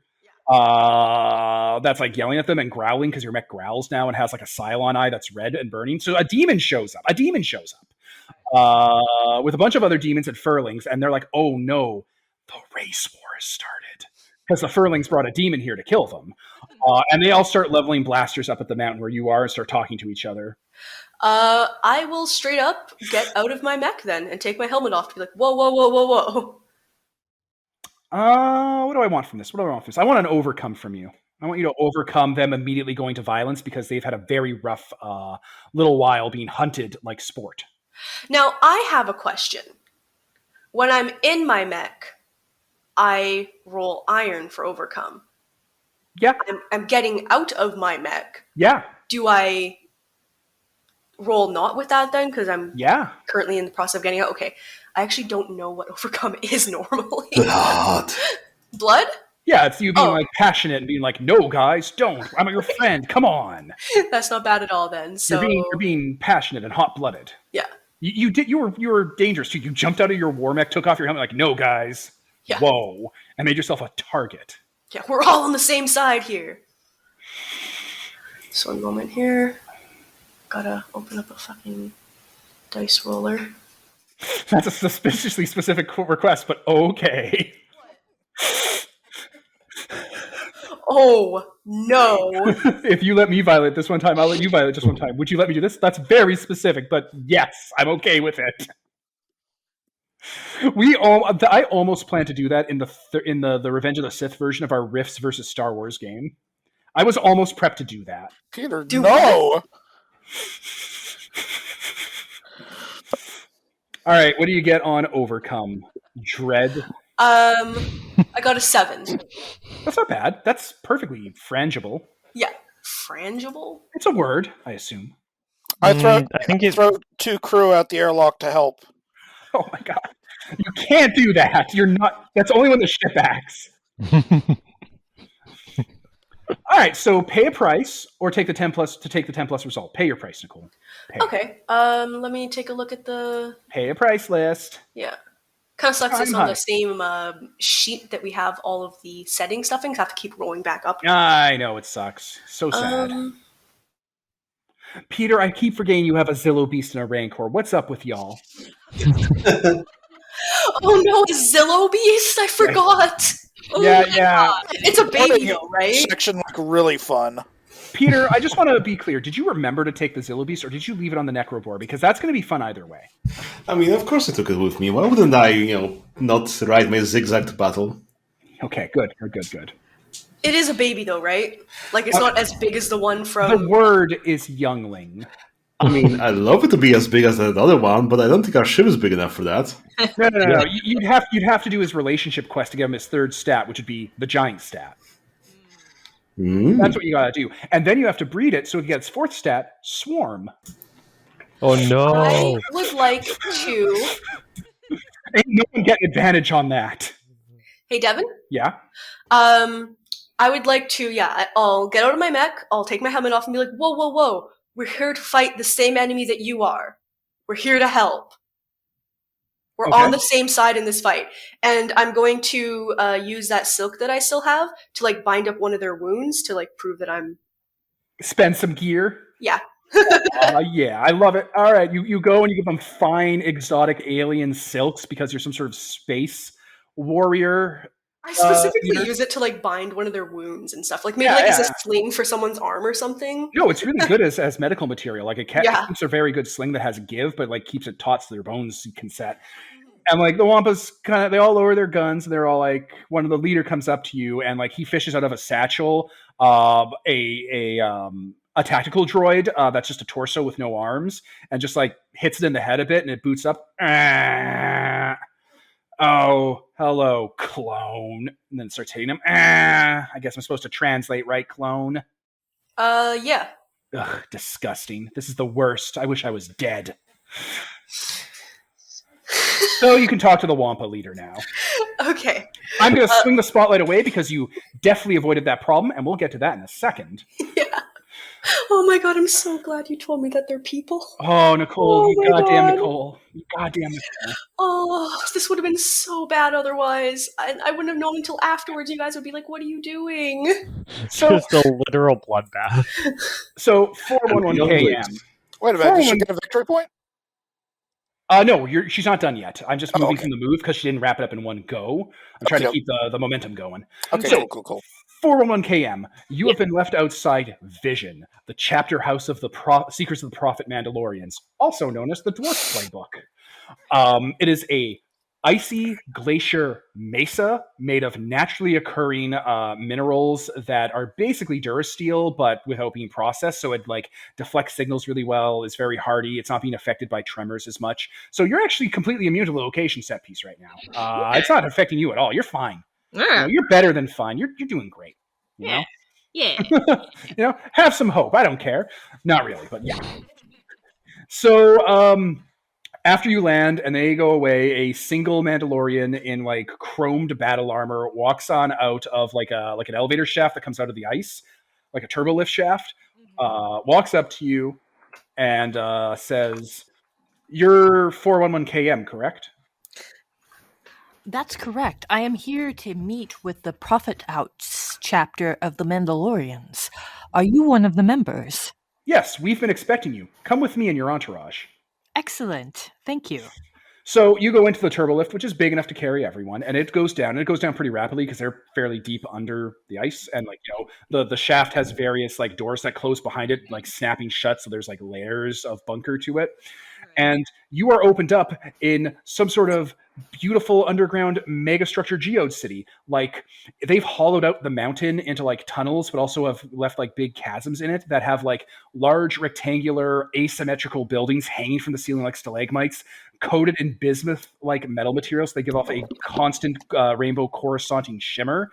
There's a central light system in their temple in the middle that will reflect off of it, giving them a day-night cycle with tunnels leading off in various directions that are artfully crafted. Nothing here looks rough or natural. It all looks like it's been carefully cultivated to be this sort of crystal spire, bismuth metal clad hanging city inside the mountain.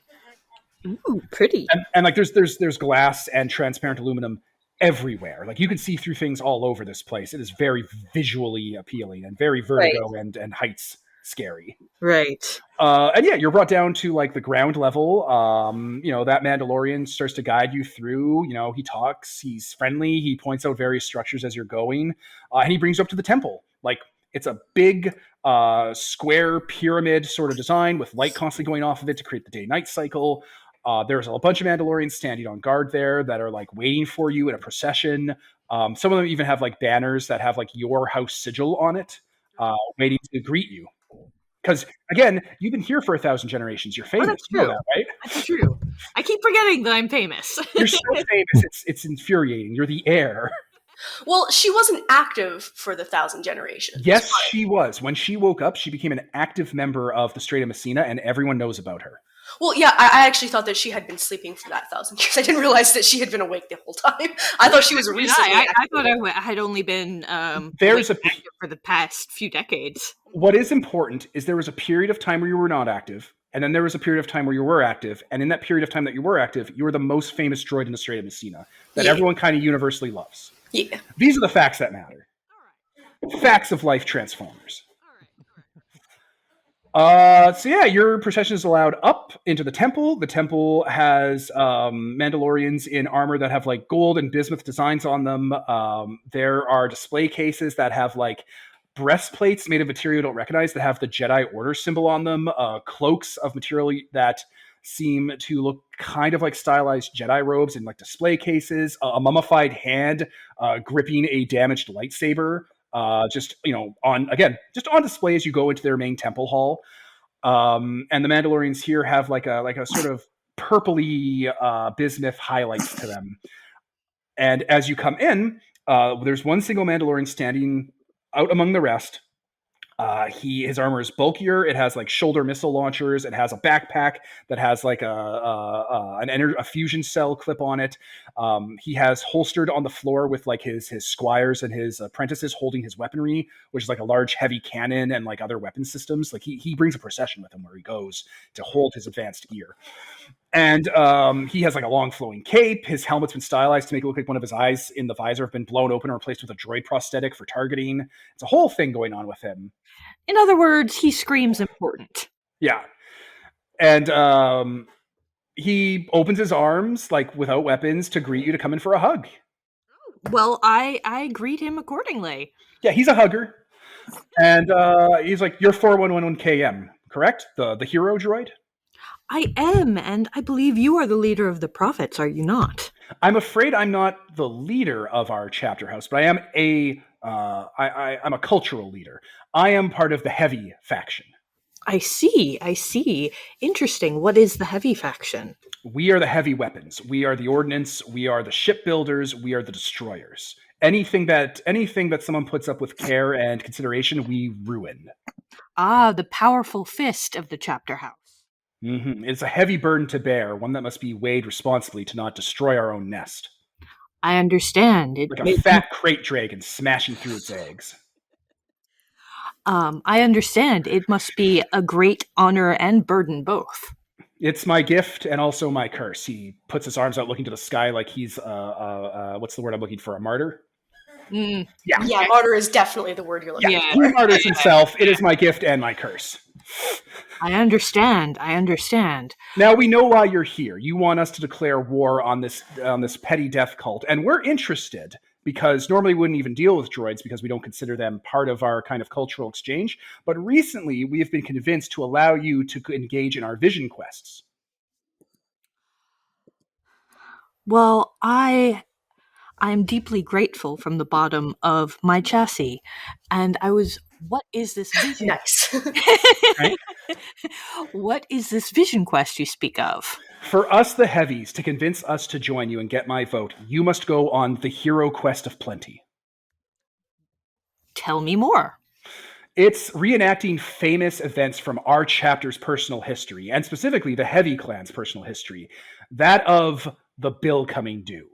Being a heavy means you constantly have to budget and ration resources. Every time I fire one of these ordinances, it represents a month's worth of food, maybe an entire season's worth of profits, a ship, a hospital. I understand. So for us to engage in this war with you, you need to give us something we can use to offset the cost. Ah, I see. So the only thing you're asking me for resources.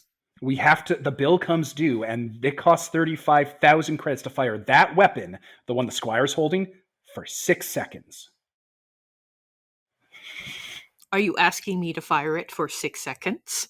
No, Or asking you for the equivalent of firing it for 6 seconds? We just need resources to fund this war. We for us to replace our ordnance, you have to immerse us. That is something I can definitely do. And I start pulling out precious things. How much precious do you got on you?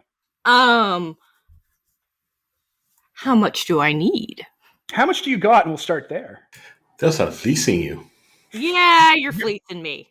Well, you're doing a hero quest, which is basically like you get to decide in the language of the quest, how much you, the hero, gave to the heavies to make them join a war that wasn't their war. You're reenacting something from their past. That's fair. So what kind of hero were you to come to them? Were you stingy? Were you benevolent? Were you over generous? Who knows? It'll determine how well you follow the legend. I'll be a generous hero and start with 3 precious things. All right, and that's just various stuff you got on hand. Yeah. 3 precious things. All right. Give me finish them with hope and advantage. I don't have to. What? What does that mean? Hang on a second. Is this We're one about to hear a on move you? quoted, and it's going to be beautiful. Right?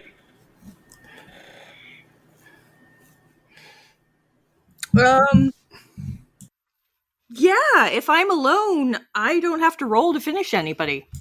I don't. What move is that? I have strike true. Oh my god. They cannot chase further. They cannot give chase. I guess it'd be beaten down, like Metaphysically. yeah, abstractly. You basically engage with the myth really well, and you're all like, you throw in this treasures, and it's like, this is what the hero, blah blah blah, and they're like, yeah, all right. I throw down the epic treasures of old and sway them with my amazing wealth and convince them that even if they throw their resources at this war, they won't be left behind and they will have plenty afterwards. The heavy gestures to the rest of the Mandalorians present. They all cheer and like slam their fists on their armor and start hugging each other. And he gives you a hug, and it's like, the evil has been defeated and the world has been set right. You have completed this hero quest, and it will echo through the rest of time. The heavies, you have the heavies at your hand, and he'll radio in, and some of them will start to head into the elevator with a bunch of war equipment to go and aid Zevin. So you get a victory point. Thank you, Royal. Yeah, right. We will move on. Just on the little bit of danger, though, as someone walks in, and it's like, that will not continue as an identical version of you walks in, your sibling, with a bunch of necromongers with them. That Dun, dun. All right, the strike team. So, you guys, you are. Do you want to start the adventure now, or do you want to wait for the rest of them to get one more pass before you guys begin with the ray shields? I'm fine either way. Yeah, I'm okay either way. That is not a decisive decision. Are we going to finish the scene that I was in, or are we going to move on from that? Yeah, let's go back to Nicole's scene, back because she's to the only Nicole, one that didn't finish. Yeah. Yeah. I like Do that. it. Yeah, all right, so we're going to cut back then, now that that's happening, and you hear more explosions topside as heavy Mandalorians with heavy weapons start showing up. They're in Mandalorian tactical dreadnought armor and are dropping on down with their with their lightning claws and power fists, and their +6 armor saves. That's good in Warhammer, right? +6 armor saves is good. Sure, why Or is not? it +1? I don't know how Warhammer 40k works You anymore. really want 2-ups. Does 1-up exist? You really don't want it to exist now. Okay, cool. So yeah, they're going to show up and do that. So the Wampas will listen to you because you calm them down for going into a blood murder rage. So yeah, you're talking to them. The droid is going to translate. You can talk with the Wampa leader, Dreadnought, and this is them talking. What do you want from us, clone? We are currently, the planet is currently under attack. We are working to drive them back not only from this planet, but from, but from this whole system. I was going to say maybe these people don't know about space, but I thought that with the furlings too, and right, from the land of the Sister's Shadow. If you want to get poetic, sure, I'll fucking say it that way. We could definitely use warriors of your stature to join us in this fight. Listen, clone. Remember, this is the droid translating, so it's not perfect. Listen, clone, we're tired of war and fighting and violence and sadness and loneliness. We found a nice place to live that things stay away from, and we want to just ride it out here, wait for things to pass, and then find some sort of better land to live in. Because the furlings don't want us anymore because we're too injured. Well, it looks like you've been having troubles with them even here. Oh, these wounds are all from the Necromongers hunting them topside. Oh, okay. They've just been living, they don't live in the ship, they live inside, the cave here. Okay, Let's pick them up. You don't have to... Yeah, pardon? Let's pick them up and drop them on Commercial Prime. Well, we probably could relocate them, but we don't really have to. I mean, we'll be vacating some villas soon, once we kill those, sapient phages. Yeah. Are you going to promise them to go on a hero quest to get them a new palatial estate home where they can live their lives in luxury? Yeah, totally. I don't know if they'd like living on Commercia Prime. Can you give them anything right now to seal the deal? Anything valuable to show that you have intent to pay up later?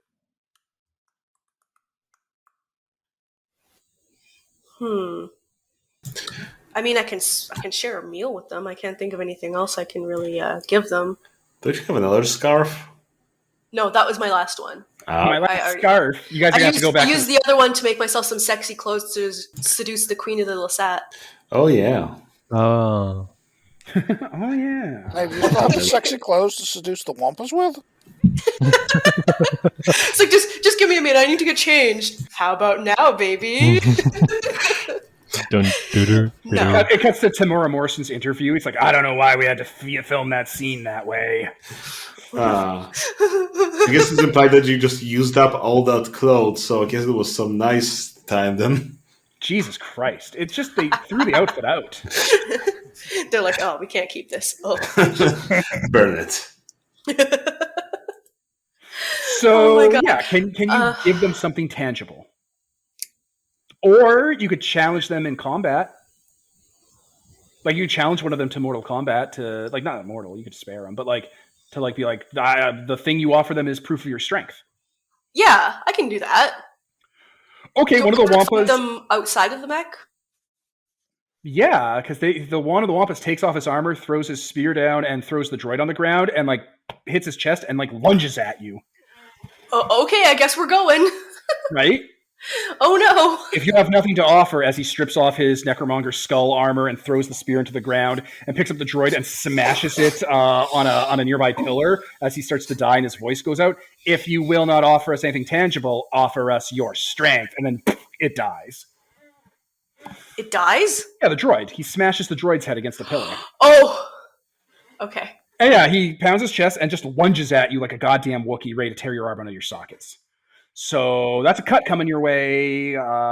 Do with that what you will, clone. Overcome. Yeah, I guess, right?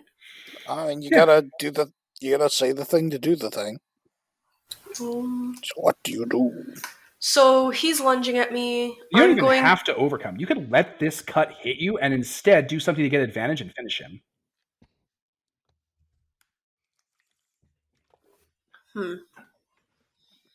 Man, it's been so long since I've had a real fight in this game. Goddamn, man. I would like to... Would you like us to spin the spotlight away while you figure out what you want to do? Sure. Or do you know what you want to do? I was going to try to roll out of the way of the Wampa, jump up onto my mech and onto like a stalag, whatever the ones are from the ceiling, and break it off to fall on the guy. Okay, well, that means you have to overcome his threat then, because rolling out of the way is literally overcoming it. Or getaway could also, I think, work. Because you're getting away. If you want to avoid the cat coming away, that's overcome. Yeah, overcome, Nicole. Nice. I got an 8.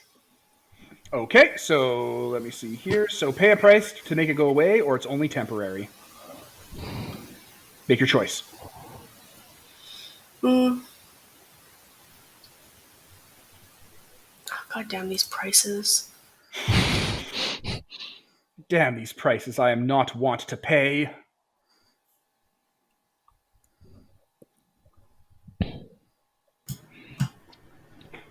The price list is painful. Yeah, it's meant to be. Pay It's like, well, I'm not going to take damage, because then what's the point of rolling overcome? Yeah. I don't want to lose my weapon, because I literally only have one weapon not in my mech. You could damage the Republican you have bonds with. No, Damage. I'm not Damage. Oh, go ahead. I was going to say damage the bond with Handsome L. Wow. Yeah, I don't know. know that would make sense. I think I will roll behind R2. So I will damage a bond with a companion. You use him as cover, is what happens. R2's like, wait, I'm not involved in... Oh, God! By the Maker! You're my Maker! Why'd you let this happen to me? As he gets smashed into a wall. And the Wampa just comes at you as fast as it can. All right, so you've overcome the threat of the Wampa just mauling you. What do you do now? Jump up on top of my mech, jump up onto the ceiling, break off a stalagmite or whatever, and use the momentum of the swing of me breaking it off to land back on the guy and like knock him on the head so I win. Okay, finish them then. Okay, I don't want to kill him. So what's the one for just like? Do you have the finish them PDF up? I do. I'm just looking. Sense is disabling them or knocking them out. Sense? Yeah. Oh, that's not great. No, it ain't. You can force them to retreat with courage. Okay. Or outsmart them with grace.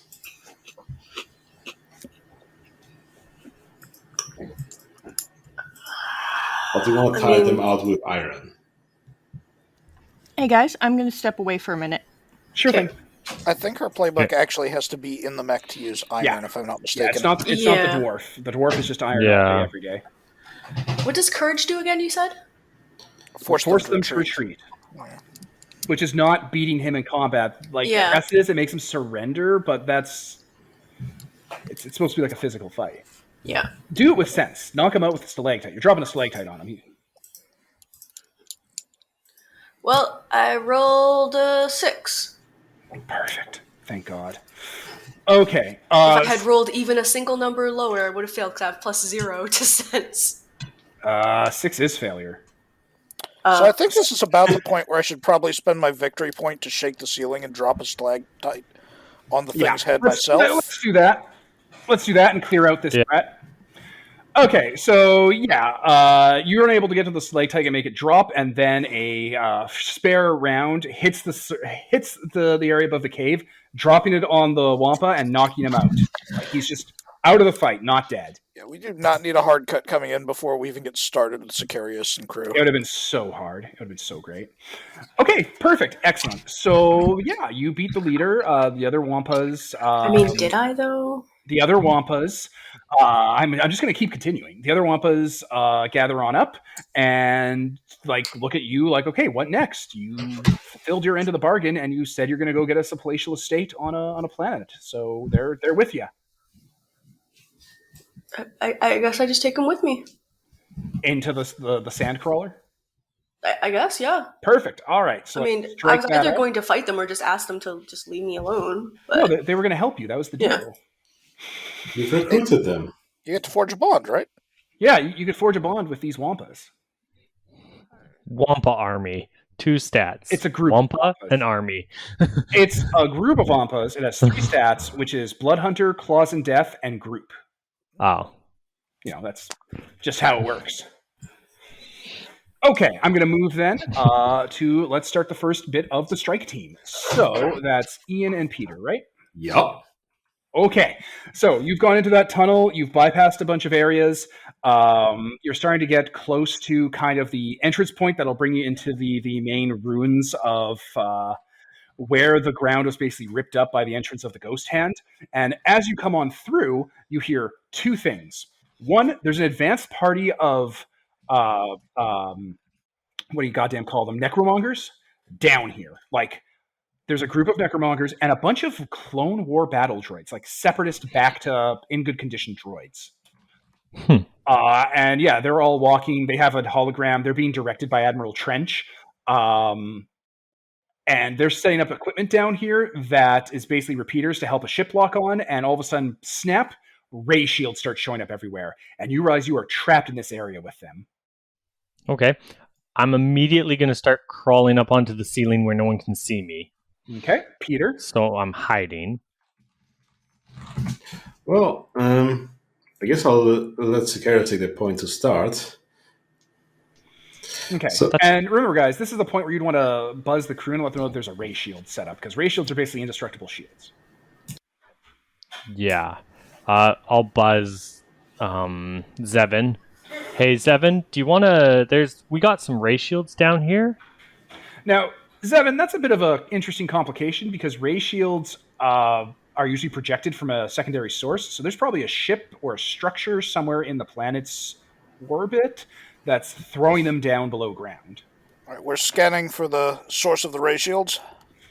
Yeah, you're able to determine that quite easily. There is a Necromonger ship in low orbit alongside the empty manger, and it is like targeting an area of the Eye of the Storm and bombarding it with ray shield energies. Hang tight, I'll see what I can do.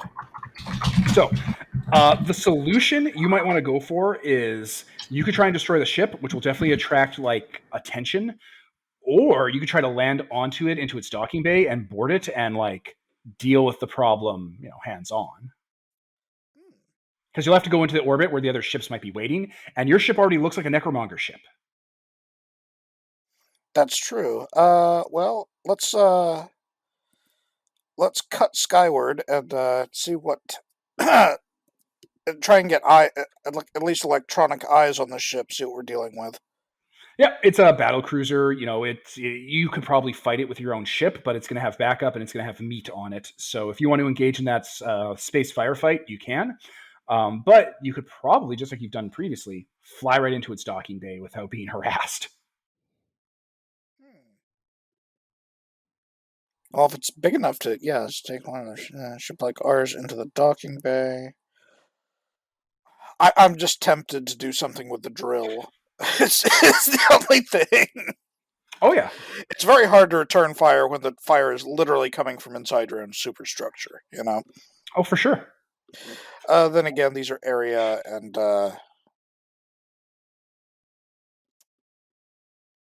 you know what, I've got... I've got 2 Jedi with me. This it seems absolutely like an Obi-Wan Death Star shut down the shields mission. Okay. As fun as like burrowing into them and trying to blow them apart from the inside out would be. We'll do this the Jedi way. All right, you are ascending to dock with the shield ship, the ray shield ship. So we will, we'll cut back to the strike team. Strike team, what are you going to do while that's happening? It looks like you got someone on the ray shields, but these guys might find you eventually, or they might start opening fire on you. So, what position do you want to put yourselves in to be tactically advantageous?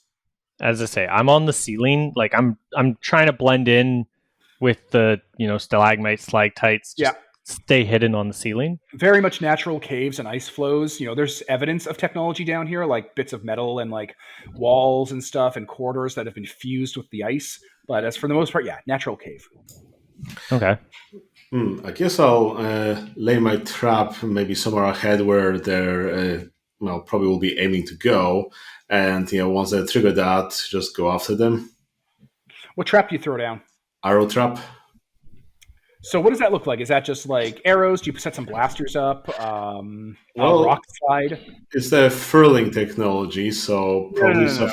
They taught you how to make it. That's what the spend is. You know how to ram all together traps. Well, then probably some bent metal or something that just spring loaded and just waiting for someone to step through this. Okay. Just from the corner. All right. Nice. So they're going to walk directly into that arrow trap. Heck, Ian, you could lure them by just dropping rocks along the way until they go there. Yeah. Like a nightmare. Yep. Which one of these threats do you want to lure in? Let's see. Maybe a swarm of arrows. Do we want the swarm of arrows or the warrior swarm? Probably a swarm of arrows because they're annoying to have around, really. That's fair. Okay. All right, so a bunch of battle droids walk into the arrow trap area, and what happens to them? Arrow trap deals 1 damage to an undamaged enemy. Oh, wow, that kills them instantly. Yep. Okay, well, they're dead. Okay. Wow, instantly, no roll. Okay, let's now cut back to the Necrobore. So, what is happening in space? I'm trying to dock with the ship. You have docked. There are Necromongers in cleaner, more official-looking armor that's been smoothed over, and there are Clone War battle droids on board. Druvar kind of pats you on the back. Hey, now it's like we're actually fighting the actual war. Begin taking back this sector. Before we leave, I'd like to rig the hallway leading up to the cockpit with one of my pit traps. Oh God. Okay, done. Yeah, so like there's a panel there that will just deadfall them into like spikes. Yeah, just just in case we don't want any unexpected boarding parties when we're gone. Krell gives you all the thumbs up. It's like, good luck out there, because he's not going. He's part of the ship now. No, right? God. All right, I guess we better set off and find the controls or power source of this ray shield. All right, so I'm going to throw 3 different threats at you right off the bat. Stealthing, finding the controls, breaking the generator. How do you get through stealthing? I believe we ought to ambush a small party of Necromongers and steal their uniforms. No, wait, I'm an idiot. We just came from a Necromonger ship. It's full of Necromonger uniforms. We'll go out wearing those. All right. Good enough for me. The next one is, how are you going to find where the ray shield controls are? Because it's going to be a piece of exotic technology that will need its own command room. It's not done from the bridge. It needs its own specialists. Trust the Force to point the way using my lantern? My God, that's so good. All right. So you get to the ray shield control room. There are a bunch of battle droids and technicians in here, and they are playing around with the machinery. And it also includes that the ray shield machinery is covered in ray shields. Like they have segments on it and stuff. It's kind of like airlocks of different ray shield concentric circles, like a maze almost. Well, I've still got the lantern to point me a path through, I think. You're going to start running into Necromongers, and these are ones that are actually trained to ask questions like, why are you here? Where's your identification? Why does your uniform look like such garbage? Why does that Necromonger have big Gungan ears? That's weird. I don't know Gungans live in the Strait of Messina. Hey, don't we hunt a Gungan for sport? Those kinds of questions. Uncomfortable questions. Yeah, that seems like a really great time for us to ambush them and use the Force to just bang them against the ray shields until they're unconscious. Yeah, that would work. I mean, assuming we're talking about a small crowd, not like 200 fucking Necromongers or anything. All right, that's enough for advantage. Give me finish them on the shield generator. Groovy. Okay. And let's see how that plays out before we come back to the strike team. Sorry, this is always so slow bouncing between like 3 different tabs to get my stats.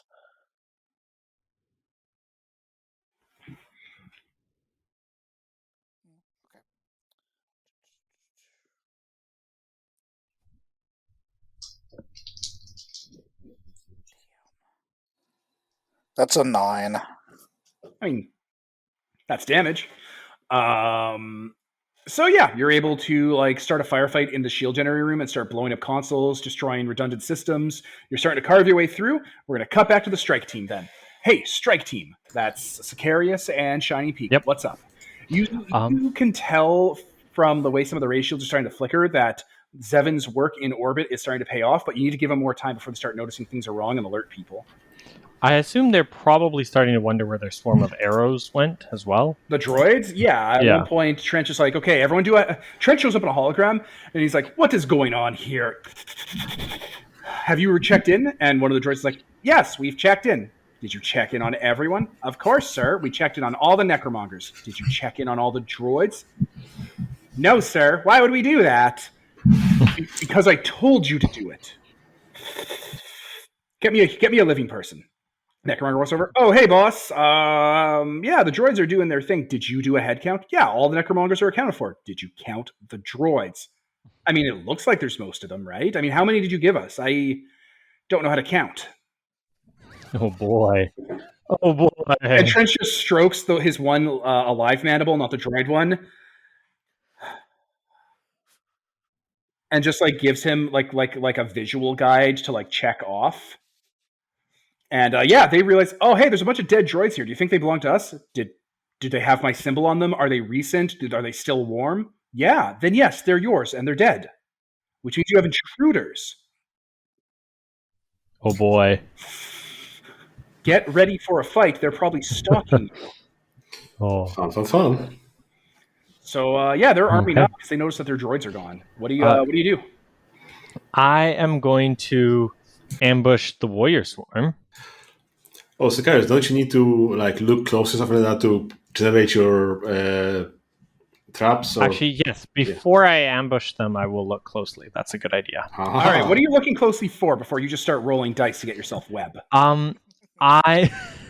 Thank you. I am going to be looking for... Actually, that's a good idea. I'm going to be looking for anyone who stands out or looks extra strong in this swarm of fighters. There is a Necromonger that is slightly bigger than the rest of them that has like a better looking gun. Okay. It's a bigger Necromonger. For this? 5, that's 7. So that is a web for me. And I get to ask, 3 questions from the list? Yeah, and you learn one the hard way. And I learn one the hard way. Okay. I'm going to say, as I said, you already answered one, which is there is one that looks stronger. And what's the other questions? I don't know. Out of place. Is there anything out of place? One of the battle droids is painted red and black. It has kind of weird asymmetry to it. Okay. Interesting. And Peter, do you have any questions? I guess you could tell us more about that, special painted droid. How can it help us? How can it hurt us? It can hurt you by having shrapnel and bouncing Betty mines built into its frame. Oh boy. Okay. I'm gonna not attack that one then. And I learned one of those the hard way. Yeah, the hard way is the standout, or not the standout, but like the special looking Necromonger is a true warrior, which I can only have show up with a cut to show a sign of an approaching threat, which I will now do because that's the hardest way to learn about him, as he looks more active, more aware, and more like, with his shit together. And he immediately looks around, looks at Trench, looks up, sees you because he thought, how would this guy kill me? And it's like he'd be on the ceiling, looks up at the ceiling, sees you're there, pulls out a gun, and immediately does a hard cut to damage you. Take damage. Okay. I will, take damage. And now they all know you're there. And the combat's... I don't have ambush anymore, but I will drop on this swarm to try and kill the swarm. Go for it. Are you actually alone against the swarm? I guess I can jump in with you to kill the swarm together. There it is. Yeah, there we go. So I roll with hope. Do you want to roll with hope or should I? Because I got the killing stuff. I have blood +3. Yeah, that's fair. You can roll for it. Go for it. So Shiny Pig jumps in for the side and rolls 10+. There you go. The warrior swarm is instantly destroyed. They were Necromongers. There you go. Good riddance. And you could forge a friend with them. Wait, did you do it with blood? Yes, I did it with blood. Oh, did you kill them? Well, I think that's, they're only with blood. That's blood. Is blood always death? Because sometimes people say, oh, you have to exclusively make sure they're... Oh, no, it's killing. Yeah, they're dead. They die. Yep. Nope, they're dead. Gone. Never mind. Never mind. I'm drunk. Then I'm going to keep the other two busy to give Shining Peak advantage. That's going to be my goal. Yeah, go for it. And I'm going to burn a stat. Oh, when the true warrior did damage to you, by the way, the force of the shot sent you way to the other end of the cave. Did it? Oh, because when he damages you, they send you flying. Oh, okay. Well, that's okay. I'm gonna run forward, shooting because I do have a yes, I do. But it only takes. Does keeping busy take ammo? Yes, I think it does. Yeah, if it's ammo, it's ammo. Yeah. What a useful phrase. Yeah. Okay. So I'll be shooting at them to keep them busy, trying to distract them so Shining Peak can finish them off. Okay. And oh god, that's terrible. Oh no. That is really bad. What is it? That is a 5. Yes. The true warrior shoots you again. You have victory points, I would hasten to remind the other groups. Yeah. Hold on. No. This is okay, because the true warrior is not... We established it's hard cuts that I can't use my move against, right? You're about to take one. But if he's just shooting at me... Yeah, this is a hard cut. It is? Okay. Their attacks are hard cuts. So he shoots you again and sends you back flying again, and the standout starts pumping its arms and running after you. Like the droid that's a bomb. He's running at you as fast as he can. Okay. With intent. Peter, what do you do? Well, I guess I'll jump in front of the droid with my Mighty Leap, so I can go wherever I want. And then with my Toss Aside, I'll toss the standout at the True Warrior to try to create the advantage, perhaps. Just create confusion. The standout immediately damages its I Can Do It stat to detonate itself, blowing up its pineapple-like body. Okay. So I'm going to make a hard cut. The hard cut I want to make is, this has been taking too long. Tick-tock. Yeah, that sounds about right. Yeah, I guess we take the hard cut. Yeah. And the droid's just kind of on the ground, there. He's there. Okay, hey, the True Warrior's still a very big threat. Do something about him. Maybe we should spin the spotlight back up to Holden. Yeah, that's fair. All right, Holden. This shield generator. What are you going to do to kind of build up momentum to finally take it out? Keeping in mind, you could use Bonds of Service to give advantage to yourself to just take something out. You got two companions. That's exactly what I'm planning on doing. I'm going to use... how do I do that exactly, use a companion? You just damage one of their stats. That's all you got to do. You just put an X next to one of their stats, like this stat is damaged, and you immediately get advantage. Okay. And the stat flavors how the advantage works. So if you did, I don't remember, does Tora have an engineer stat? So I many believe it has some like, tabs. combined stat or something. So many tabs. Yeah. Tora Pano No, has the Tech stat. Priest. Yeah, Tech Priest. So just damage Tech Priest, and she'll give you advantage. Yeah, I'll have Tora start hacking a direct path through the ray shields. Yeah, she puts a straight her corridor to us to the power supply. Yeah, she takes out her scomp link and starts focusing with her eyes closed and just starts cracking the system with intuition. And finish them. Excellent. Okay, and I'm trying to take out the power supply for the ray shields by just That's right. hucking a huge piece of debris into it. Yeah, do it. The force.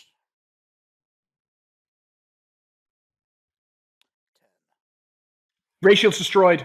You did it. That part is done. You're able to run. You have to start running because things start blowing really fast. And Tora's this is one of those situations where everything blows up and starts running. She grabs Ruvar. She grabs Ruvar by the wrist and starts running with him. He's oh, because he's a little slow. And she just quickly yells out. As I'm booking it. She quickly yells that out. This is one of those situations where everything blows up. And you guys run back to the ship, and we'll cut back to the ground crew. So you have the standout there. All the ray shields go down. What do you do, strike team? I want to take out this true warrior. Oh, good. Spend more time on him.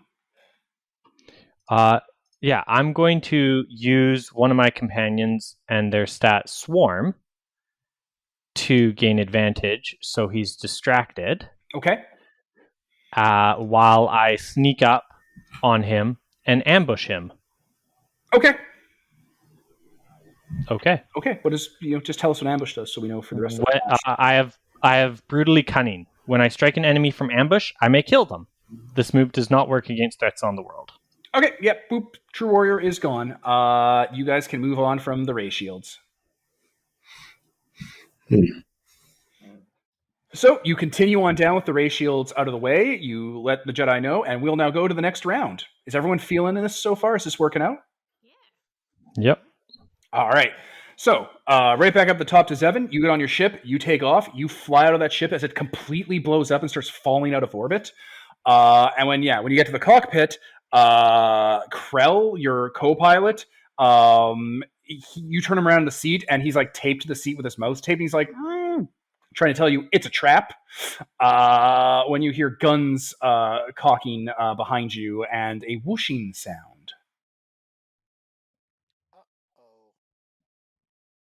You did set a trap though, so you're okay-ish? You're turning around, I'm assuming, right? Yeah, I'm scrolling through the scratch pad. Sorry. It's at the boarded scene. Yep, there we go. So there is a protocol droid, the type of C-3PO is, but with those big bug eyes or whatever, with a large hole in its head that has a black electrical tape X'd over it. Its armor looks like it's had various components replaced over time. It's very, very asymmetrical with different bits. And it has Admiral Trench's tarantula personal insignia painted on his chassis. He has a large overheated blaster rifle in his manipulators leveled at you, and he just hisses out with his electronic voice, "Kill them all. The Maker recognizes his own." And beside him is someone that's in what looks like an astronaut suit, white and gold with a mirrored porthole, and gloves and collars and stuff, and they have a bunch of technology on them, and they're holding 3 lightsabers in their hand. Oh, yours. Well, that's quite unfortunate. But the good news is that the force my ally is the Force, and a powerful ally it is. Yeah. So I'm going to take this advantage of this moment when they see me as disarmed and try to force shove them down the hallway and into that pit trap. Okay, you can do that. I'm guessing that's going to be something. I don't know what this would be. Peter, you have a suggestion. I mean, probably the traps activate as is, right? Absolutely. That sounds like a great idea. Holden, what does your pit trap do? It's literally just a floor grate that opens up and dumps them into a smuggling I meant the mechanic of the pit trap. It has a rule. It has rules. Yes, the rule for the pit trap, I will read them verbatim. They fall into a hole. Okay, all right. Well, that's fair. I thought maybe you were glossing, but it's clear that you studied the material. Okay. I copied it into my sheet. So the Yeah, killer alright. advantage or something. Okay, well, they do fall into a hole. The Monarch, the protocol droid, activates his trap, the bombs he set up in the cockpit. Uh-oh. So an explosion goes off in the cockpit, and by the way, you guys are in low orbit flying, and it throws all of you guys forward near to where they are. Damn it, Zevin, stop blowing up my ship. Everyone take a damage, because it's a bomb. Including Krell. He takes a damage. Oof. Bastard. Let's see. Armor. Okay. Oh, and Tora and Rudwar also take damage. Ooh, and you use Tora's tech priest stats, so she has no stats left, which is fine. If she takes damage further after her stats are damaged, though, you lose bonds with her. Yep. So you can actually damage them even further with Bonds of Servitude if you want to not be their friend anymore.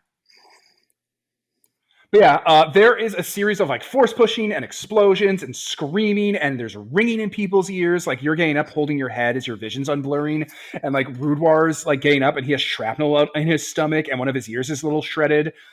Tora's holding her head because her head's bleeding, and for just a moment, she looks like 30 years older, and you could tell she has a cyborg eye, but then she looks just normal. Krell's on the ground holding his leg because he has shrapnel in his leg, and it's just a nightmare. The cockpit is not like totally destroyed, but it had a bomb go off in it. Oof. That's a very large oof. Yeah.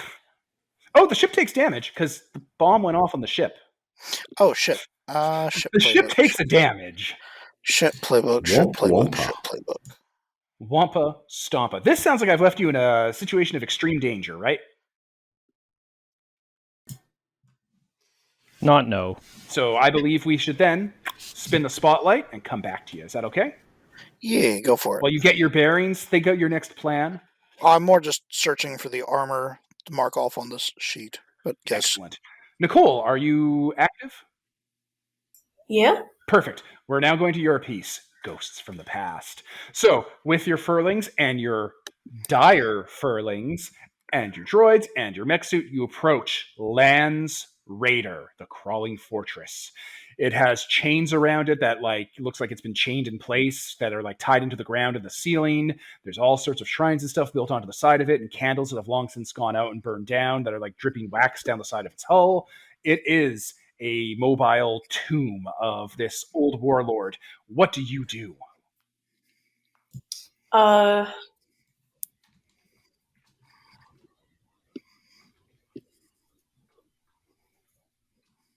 How do you go inside of these things? You open it up and go inside. It has many ways in.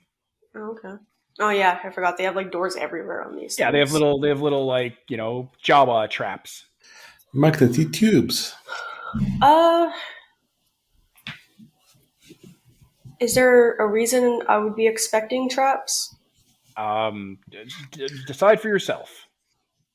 It's Well, a then I'm pa- obviously gonna say yes because I know there's actually traps. Okay, then your character is that paranoid that they decide this thing is going to be booby trapped. Easy peasy. It is also an old. Actually, yeah, that makes sense for my character, anyways. it's a pirate ship. Of course it would be booby. Literally, not too long ago, you watched a medical droid, a doctor, go to a body on the ground and flip it over, and it was under a landmine, and it blew up the doctor and the injured body, and that was a war crime. And your friend, the Republican, did that. So you've calibrated your expectations. Oh boy. Old people were so war crimey back in the day. So, what do you do? Because your objective here is to get the Land Raider up and running and drive it. Send in the Wampas first. Oh no. Do I have jumper? 1 second. I do have jumper. I would like to jump onto the top of the Land Raider. Sure, easy. Because I figure the lands around it might be trapped or whatever, especially because they blew up this place to make it sink down here, right? Yeah. Yeah. Like they dropped it into a pitfall. This is a giant pitfall. Yeah. So I'll go and jump onto the top of it because I figure that's the least likely place to have traps or whatever. Okay. And I'll find my way in. Yep, there's a roof access. So you just go in alone, you don't bring your buddies? Like, I don't want to get them all killed. They're disposable. Okay, so you go in alone with just you and your power armor. Done. So you're in alone in the Land Raider. Perfect. The Land Raider is an ancient, like, war machine. It's rusted and damaged on the inside. There's, like, sheets of ice covering things. There's a howling wind blowing through here that you didn't notice when you were outside, actually, combined with, like, the crushing and the sound of the storm above. It's very eerie. And the one thing you do notice is that even though this thing has multiple floors and decks, is that it is full of teeny tiny mummified teddy bears bodies, like sitting in gunner seats, sitting in like tables. Some of them are just slouched over meals they were having when the fall happened, and I guess they died of stress from falling into a big pit, or whiplash, or hitting their heads on the ceiling, and comically falling into their chairs and dying. Don't shake the babies. Yeah, don't shake their big dumb heads. And yeah, this place is a mummified tomb. Your dreadnought armor is a little big for it in some areas, so you might have to find alternative routes if you don't want to start ripping this thing apart to like go exactly where you want to go. Just let you know, heads up, you know. My entire character is my mech. I have to not be in my mech. Then just take alternate routes. That's all I've telegraphed. All right. I didn't even say you had to be out of your mech. I just said there's some areas you can't get into because it's built for babies. Also, the mech does have a drill. Right? Yeah, but we're trying to make this work, not take it apart. I will find my way to the engine room. Yes, the engine room is large and in charge. It has like its own fusion reactor that's been long since powered down. And it also looks like this was the treasure room because there's like clearly treasure stacked up in here, like plates of Beskar, artifacts, statues, actual like old Old Republic currency, pre-credit stuff, and like, I don't know, jewels. Just kind of strewn around here. There are furlings that are like hung from rafters on hooks that are mummified. And like up near like the main kind of engine compartment is like a tiny little throne with a mummified skeletal furling with a large hat, wearing like a bandolier of armor with like a weapon on its lap, and it's clearly died. And its mouth is open, and you can see in its little predator teeth, a lot of them are capped with like metal and durasteel. Awesome. If anyone was Land the pirate captain, it would be that furling body. So you want to get this generator up and running? Fix it. I will do so. Give me a jury rig. Okay. Wool plus iron.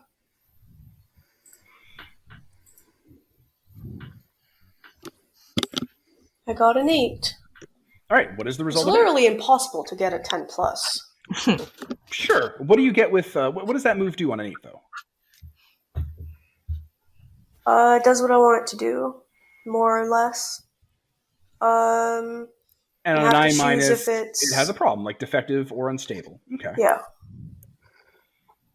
Okay, that makes sense. We can work with that. So yeah, as you're working on it, what do you want to pick, unstable or defective? I would probably say defective might be a thing because then that gives you like something a limitation you have to work with. Whereas unstable's like you get one use and then it shuts down. Yeah, all right. Okay, so the defect is you're able to start to get the generator up and running, but now that you're looking at it, it looks like you can't bypass the fact that this thing had to be run by multiple people. You need to get furlings in here to start running the machinery to like spool it up and get it to run hot again. Like the engine's cold, which means a lot of the fusion material inside is solidified into like its ore components, and you have to like really work to heat it up and get it blended again. So it's like a turning cauldron of atomic energy. So the defect is you need to staff this the engine room and not bypass it just turning on. In its heyday, the engine could just be turned on and left. Now you need full-time staff. Well, all right. I Now, guess I'll. Because you've made a move, I now get to act and throw the problem at you where I reveal my secret threat, the arrow trap, as all of a sudden you hear shaking and tinkling of metal and like the clicking of deck plates and a chill wind, like there's a hand on the back of your neck. And all of a sudden a bunch of like wrenches and bolts and like discarded shivs and knives fly off a nearby wall directly into you. Well, shit. So you must pay a price. Let's go back up to that sheet. Didn't someone take a damage? I guess not, if no one marked it down. Nope. I could have sworn Ian said he took a damage. Ian took damage for different things, for his own mistakes. Yeah, I took damage because I took damage. You were about to take a Not damage because- to protect yourself from taking a damage. Yeah, I know, Ian. What? Whoa. Whoa! What did I ever do? Coming at him hot.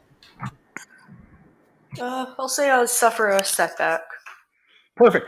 So, because you pay a price, you get pushed back, and one of the catwalks you're on gives way, and you fall, hitting one of the plates of the engineering compartment, going through the floor into a darker, more secret basement of the Land Raider. I trigger the pit trap move. Whenever you pay a price, I can instead damage the stat to put them in a pit. What? No, I don't want to do that. Can instead damage this stat. Now I can pit deals roll damage. Oh, you take a damage anyway, but now you've fallen into a pit, into a secret basement. That's all. So You take an actual damage? Yeah, you take a damage. And Instead of Do I that mark- setback, so you undo the setback retroactively because of how timing works and just take a damage. I just forced you to take a damage. I'm a monster. Anyway, this sub-basement has a bunch of furling bodies in it, like a bunch of like just mummified little bodies with their tiny little cloaks and like weaponry and stuff. It looks like this is where they were storing their dead or their jail. And you hear like a ghostly laughing sound from all around you. As like kind of, your helmet hits the ground, you have to adjust it. You see kind of a vague ghostly outline of a furling that looks very much like that captain, but they're mummified, talking at you. Do you listen to it? Who disturbs the lair of land? people who would defend the furlings. Yes. I don't care about them. I care about my tomb. I'm going to haunt you. I'm going to kill you. This is a no man's land. This is Land's land. Get out of my tomb. Is she a ghost? Yeah, it's a ghost. You're seeing a ghost. It's a ghost. It's a ghostly Ewok pirate. Well, it looks like you can't really do anything about it. She looks at the pit you're in. You're right. And like the little knife sticking out of your armor that didn't quite penetrate you. There's nothing you can do. You can't simply destroy my body to banish me. You'll have to find all my pieces of 8 hidden throughout my raider and assemble them to exorcise me and put my spirit to rest. You'll never do it. You'll have to crawl through so many traps and so many rooms. I'm going to watch you die, Long Pig. I'm going to watch you die. I'm going to jump out of the pit. Okay. And I'm going to go over to her body and throw it in a fire. Wait, really? Yeah. She said I can't just destroy her body to make her not be a ghost, but I mean, she's probably lying. She's a ghost. When did we start taking advice from these assholes?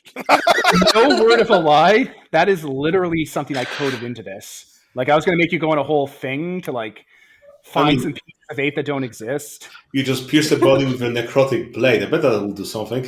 Yeah. Do you want to have your mech just, like, pick up the Ewok and, like, spin it till it falls apart into dust? Yes. You want to feed Ewok to your mech? Like, it'll pick it up and start chewing on it and, like, throw it into its body. And then you'll never find the body again. It'll just vanish into the mech, never to be seen again. Yes. Turn in the furnace. If Okay, I can keep the hat while still banishing her, that would be great. all right, so you don't do dick. You don't do anything. You don't jump out of any fucking pit. You hit a button on your belt, and Land kind of looks up, what are you doing? And then you hear like a roaring sound and a grinding sound, and all of a sudden the hat floats down through the hole directly into your hand, and Land's just like, no, why wouldn't you listen to me? And just vanishes. That's hilarious that actually worked. We just scary terried her. That's amazing. I mean, It's like she told me, "Oh, well, you can't just destroy my body." I'm like, pretty sure that means I can actually. she assumed that you knew the Furling rules for how ghosts work, and that's one of the rules, and it's wrong. And she was just like, "Ha ha ha! ha I got you." That's an interesting theory. Let's test it. I'm very inquisitive. All right, I'd just like to point out that Devin told Nicole's character not to do something. Obviously, it was the first thing she did. I mean, All right, Nicole, you have definitely solved most of this set piece. As you look down at the hat and look up where the ghost was, a different sort of ghost is there. A clone trooper without his helmet, with his hands out, being like, "Hey, brother, down." well, hello there. He has the symbol of the Lord Marshal burned into the side of his head.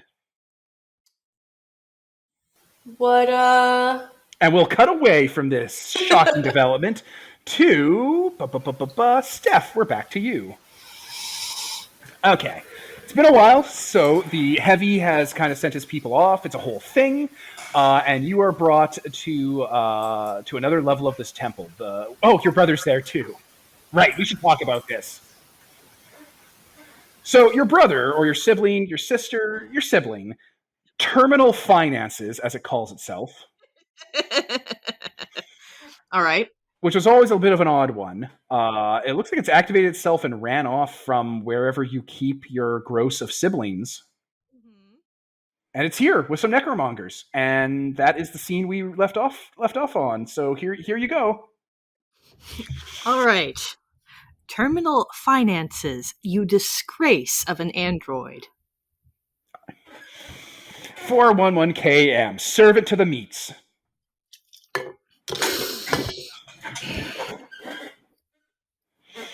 I serve myself and my own interests. Why are you here? I want your goddamn orb.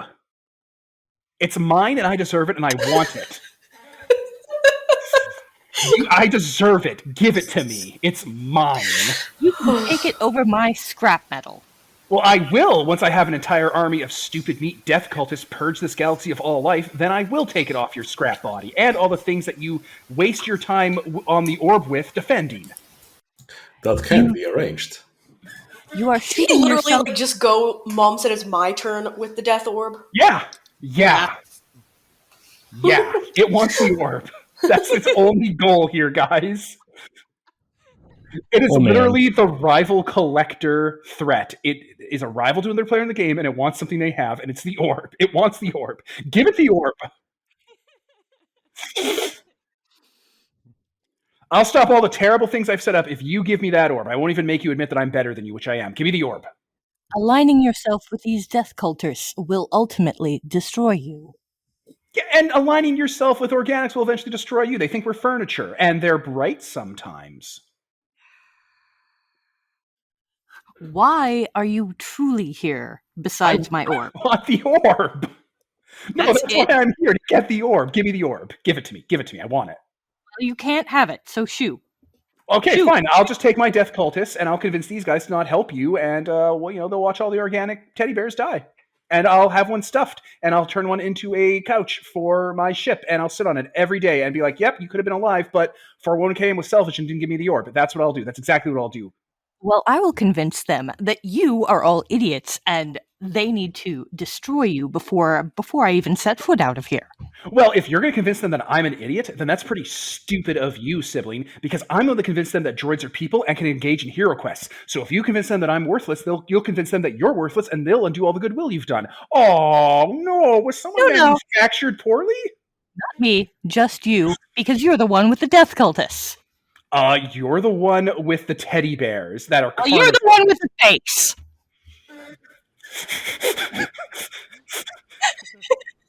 And we're walking. The Mandalorians are ushering both groups walking to the next stage of the quest.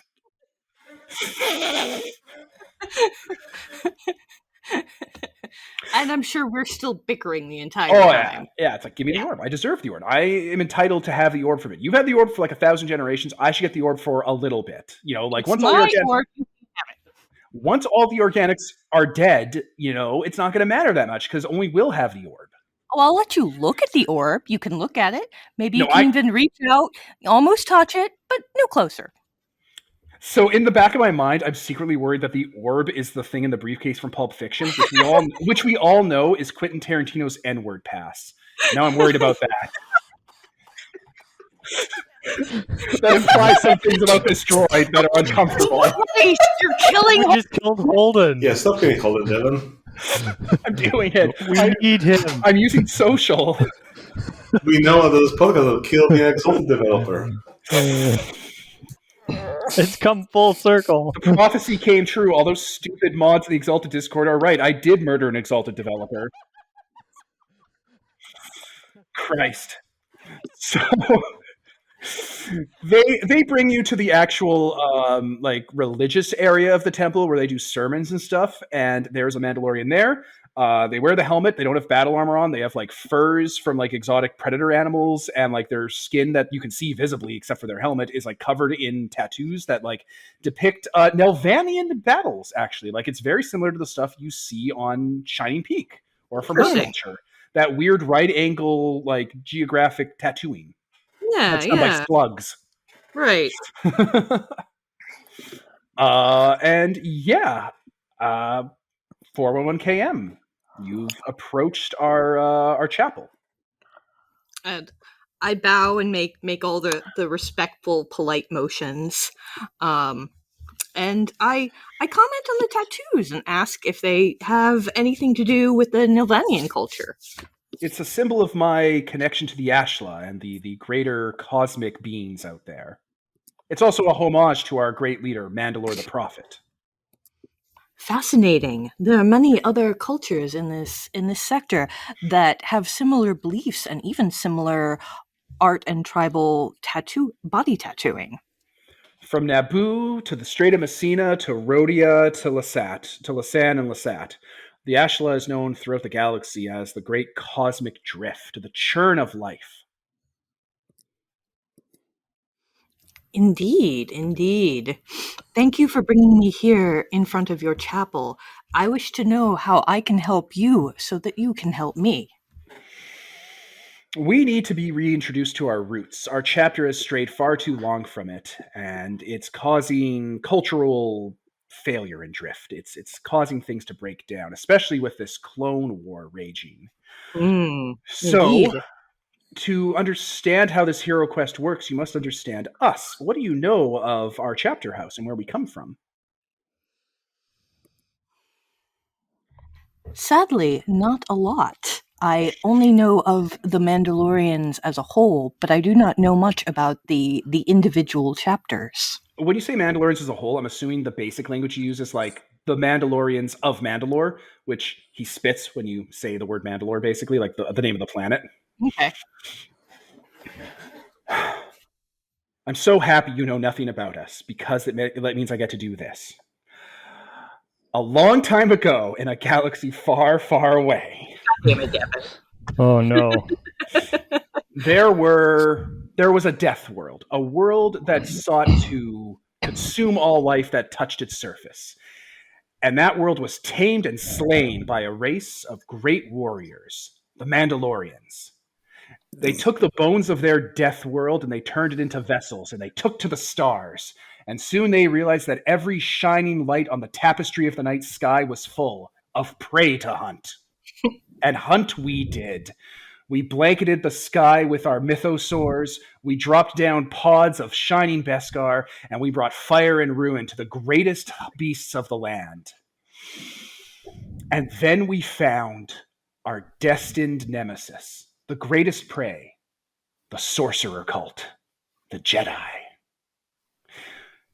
It was at that moment that Mandalore the Ascended, our leader, the one who took us from our death world, said, "No more shall we hunt the galaxy at large mindlessly. No more shall we kill for sport. It'll be the destruction of these people that'll mark our greatness. And so we engaged in an honorable duel of single combat with an entire society. A society of mystics and psychics and sorcerers with weapons that could cut through any material, with the ability to talk down the greatest warrior with a word, to see your secrets in your mind and twist your heart to their desires. It was the most fantastic war the galaxy had ever seen. And then, because they're cowards and traitors and losers, they decided to side up with the Republic, another democracy that existed at the time, and cement their power together, and turned this honorable duel of two components evenly matched into an actual war. So our new Mandalore, Mandalore the Conqueror, rallied our troops, rallied our societies together, and said, we're going to blanket the stars. Every star in the sky will be matched with the lights of our cannons, wiping out all who would oppose us and would break our sacred covenant to fight the Jedi. And he was slain by our new Mandalore, Mandalore the Prophet, for he was abducted from one of these sorcerers' creches as an infant and raised among our ways to turn their greatest weapon against us. He ascended upward among our many clans, slew Mandalore the Conqueror, and became the Prophet, our vision leader, the greatest Mandalore to ever exist. He controlled the skies. He could pull moons from orbit down on our enemies. And he gathered us together, the greatest leaders of our clans, and said, our enemies, the Jedi, are no longer fit to hunt. They are not an honorable foe anymore, for they have killed themselves in their cowardice and their weakness and their moral failings and their imperfection. They have allied themselves with a government like the Republic. And governments like the Republic eat their wounded. And one day, long after they've thrown away their battle lords, their armor, their fleets, and their indestructible armies, the Jedi will be wounded. And they will be eaten alive. And it would be dishonorable for us to kick them while they're down.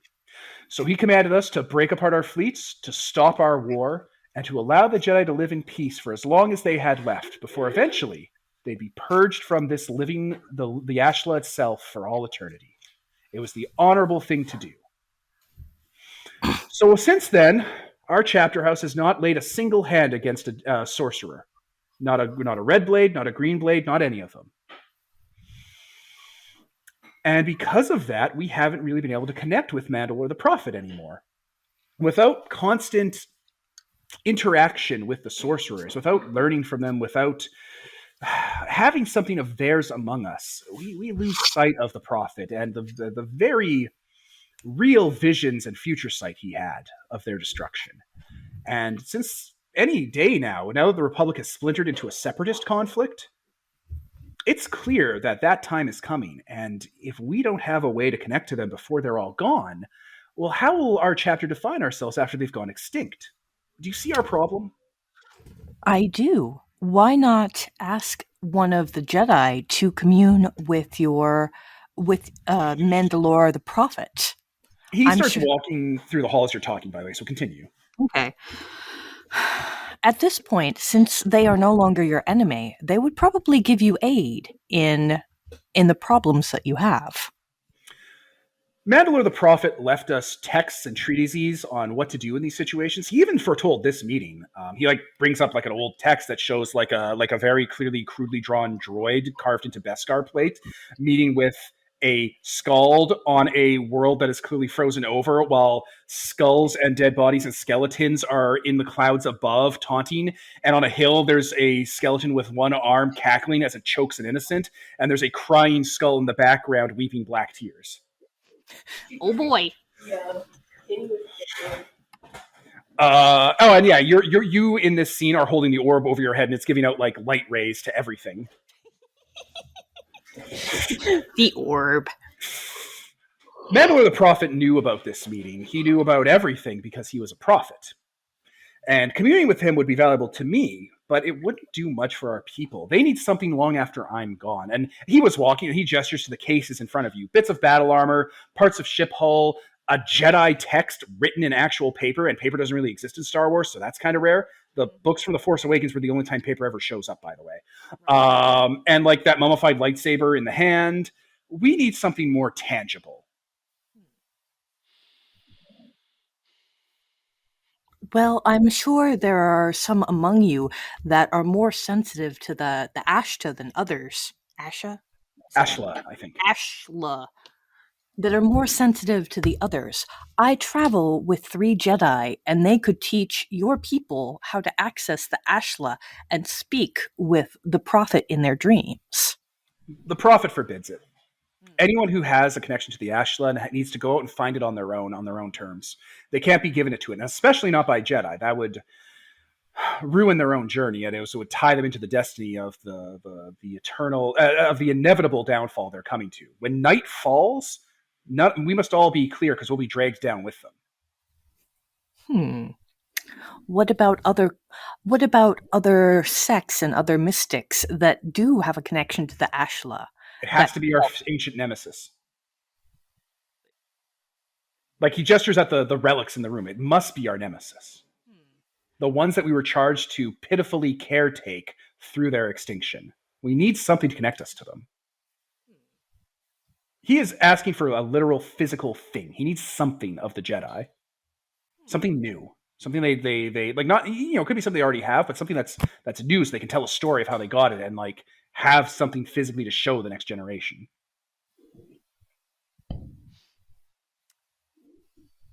Wait, didn't Rude War have some kind of proto-holocron on the ship? Yeah, he totally does. Also, they have 3 lightsabers. Well, until about 5 minutes ago.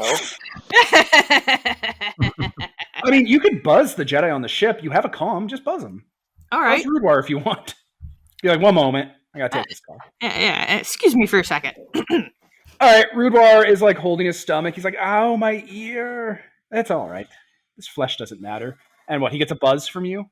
Yes. All right, well, whatever Zevin and the what's happening is happening, he picks it up because he always answers his phone. This is Rude War. Olo?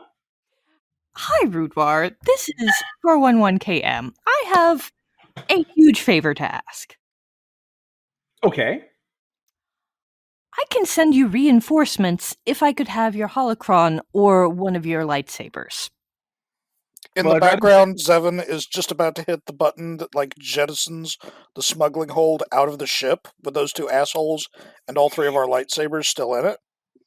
Rudewar, as soon as you say the hologram, he almost yells, no! And then you go, or the lightsabers. Oh, yeah, sure. Why not? Okay. Do you want more than one? As many as you can give me. Yeah, okay, sure. Tora, do you want to give a lightsaber up to a stranger? Yeah, okay. Sure, done. Great. Thank you so much. The Skald looks back because he heard that call. Really? I have great powers of persuasion. And like Turtle finds it's like, no, the orb did that. The Jedi would never give up their lightsaber unless the orb was influencing them. It's the orb. It's no, the orb. The orb. But you were there. Okay, well, since you... All right, Mighty Scold, I have secured several of the great treasured laser sword weapons of the Jedi. The Skull puts up his hand. It's okay. You can call them lightsabers. Okay. Yeah, I got some lightsabers. You can call them lightsabers. It's fine. All right. We know. All right. It's Mandalore okay. Just bump us. Mandalore the Prophet had a lightsaber. We know what they are. Okay. Well, I've got some for you. All right. Well, you get a victory point for solving that issue handedly by just asking your companions to give up their laser swords. Excellent. That's the solution. I'm serious, gang. Nice. And you complete the hero quest of the Skald's battle cry by committing to stealing from their ancient nemesis so they don't directly do it and giving them the resources so that they can benefit and also keep with Mandalore's will that he would have definitely saw in future vision. So therefore it's okay that they're allowed to do this because he didn't say you're not specifically allowed to do it and he was future vision-y. So it's okay. Excellent. All right. So we will then cut to, I guess we have to cut to the strike team. No, we have to cut back to Nicole and the lone survivor, which will be in just a minute. She's going back to her computer.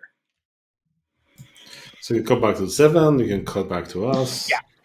We'll cut. Well, we want to finish up these scenes, right? So because we're doing second scenes. Okay. Actually, Is yeah. everyone keeping track of how many victory points we have? Yeah, y'all should be keeping track of victory points. I'm currently at 0. I think. I'm back, and Devin did just confirm that I did get a victory point for throwing the corpse into a furnace. Then you So have 2, and Kim has 2, and I think I'm still on 0. I'm on 0. Did you spend one? Yeah, I one? spent 1 to take out that Wampa. Good job. All right, we're going to cut back to you then, because you were literally the call. The camera follows the phone call back to where you were, and because like Kim, you were hearing that combat the whole time. So yeah, you guys are getting up. Shell shock. Rudor gets a phone call, and he's like, "Yeah, I'll give up my lightsaber. Sure, Tora, you want to give up yours? Yeah, done." And he's just like standing up, kind of adjusting his head. His eye stalks are all kind of like shaky. Whoa. Oh, that's going to hurt. And yeah, the droid is there. And the speedster is not. She's not in the pit anymore, but the droid is. He's trying to climb out. Oh, Christ, son of a bitch. Organic scum, I'll purge you from this galaxy with the Lord Commander. It'll be a pure galaxy, a droid galaxy, where no one tells me what to do. Hey, Zevin, do you need an advantage? Oh, boy, howdy do I. Okay, I would like to spend one of my victory points to give Zevin an advantage. I mean, you just eliminate a threat. Yeah, I could really stand to eliminate a threat here. Okay, Yeah, it could either be the rogue, which is the damager, or it could be the speedster, which is going to keep screwing with you guys for the rest of time. The speedster. All right. Okay. You know what? Well, Steph's decision. Just Steph. I know. whatever. Sure, yeah, the speedster. Whatever you think that is more damagey. Okay. I just don't like the way Devin said, "Screw with you for the end of time." That, yeah. All right. So the person in the astronaut suit, like, is just in front of you, Zevin. Like, you blink and she's in front of you, and she's like putting something into your pocket, and it's a thermal detonator. And then she's on a phone call. She's like, "One moment. Can you give me a moment?" She like puts the thermal detonator away. "Can you give me a moment? It's okay. It's okay. We're not fighting, right? Jedi, we're good. Peace. Time out." Oh, take your time. All right, she just goes to the back. Well, I'm just going to go into. She just goes into the cantina. I'm going to take this call. You deal with. Yeah. And once she does that, I tip the thermal detonator into the pit. Yeah. Yeah. Well, she put it into her pocket. She was just like, I'll just, I'm sorry, I got this call. So you got the droid. The droid is there. He is a threat. He is going to start doing hard cut damage to you because he has an iron heart. Mm-hmm. No, he's not. Because he's in the pit, that gives me advantage, and I am going to take all of the scrap that is now sitting around here and hammer it down onto him as hard as the Force will let me. Holden, you missed your chance. You missed your chance to say that you had the high ground. I will never say that I have the high ground. No. Yes. No. It must be done. It is the way of the Jedi. It is the way. So, because and only because Holden has the high ground, Zevin has the high ground, you have advantage, as it's a classically established automatic advantage. You may finish them at your leisure. Oh, good. A 13. Okay, so what do you want to happen to this droid? Well, I did roll with blood, so... Okay, it dies. Goodbye, Monarch. He dies instantly. No takebacks. Bye. All right. So the person in the astronaut suit comes out, and she's like, "Oh, you killed him, eh?" We would appreciate our lightsabers back. Oh yeah, no, sure. She just hands you the 3 of them back. I got a call. I gotta go. That was my dad. He wants me back, so I gotta run back to Vision. See y'all on the battlefield. I'm in space now. Can I use an escape pod, or can you land and let me out? It will be a bit. So is that a yes to the escape pod? Because I know those are expensive. Will be a bit. We'll land. And this is You'll land. over. We're gonna land. All right. I'm just gonna go into the canteen then. All right. See y'all later. And she just walks off. I hate this planet. Goes and hangs out in the kitchen. And back to the cockpit. She's just sitting down directly beside Krell, who's holding his leg, going And she's like, "Don't be a baby." And she's pulling the metal out and putting some gel in there. Oh my god. It was just a little bomb. Come on. And yeah, you successfully disable Mara Jade as a threat. That's her given Christian name because it's a Star Wars name. And I'm like, someone's like, oh, you have to make it a Star Wars name. I'm like, Mara Jade's a Star Wars name, and I'm never going to use her the way the comics or the books ever used her. So she is a Mandalorian with advanced armor that lets her stop time briefly, and that's how she's a speedster. Well, what the fuck? What? Well, how? She fucking found some old standard technical schematics, whatever Warhammer 40k calls them, and like an ancient Mandalorian tomb, and like retrofitted them and engineered them so that she could stop time briefly in her suit. Man, I gotta beat her up and backwards engineer that shit. I mean, not no. Anyway, you get a victory point. You dealt with the borders. Sweet. Just in time for you to go back to the cockpit and like to handle the damage to the cockpit and like, you know, put something together. Like Tora's already there under the table, like putting stuff in and trying to like put stuff back in its place. She's like, oh, this is not going to be great. And then you hear it. Mournful, loud, haunting, hungry. Some sort of song echoing from the outside of your deck playing as a shadow flies over the window of your ship as the Necromongers have let loose their pet angel. So we'll just spin it back to Nicole in the Ghost from the Past scenario. Are you there, Nicole? Yes, I am. Okay, so the clone's there. He has his arms out, and he's approaching you.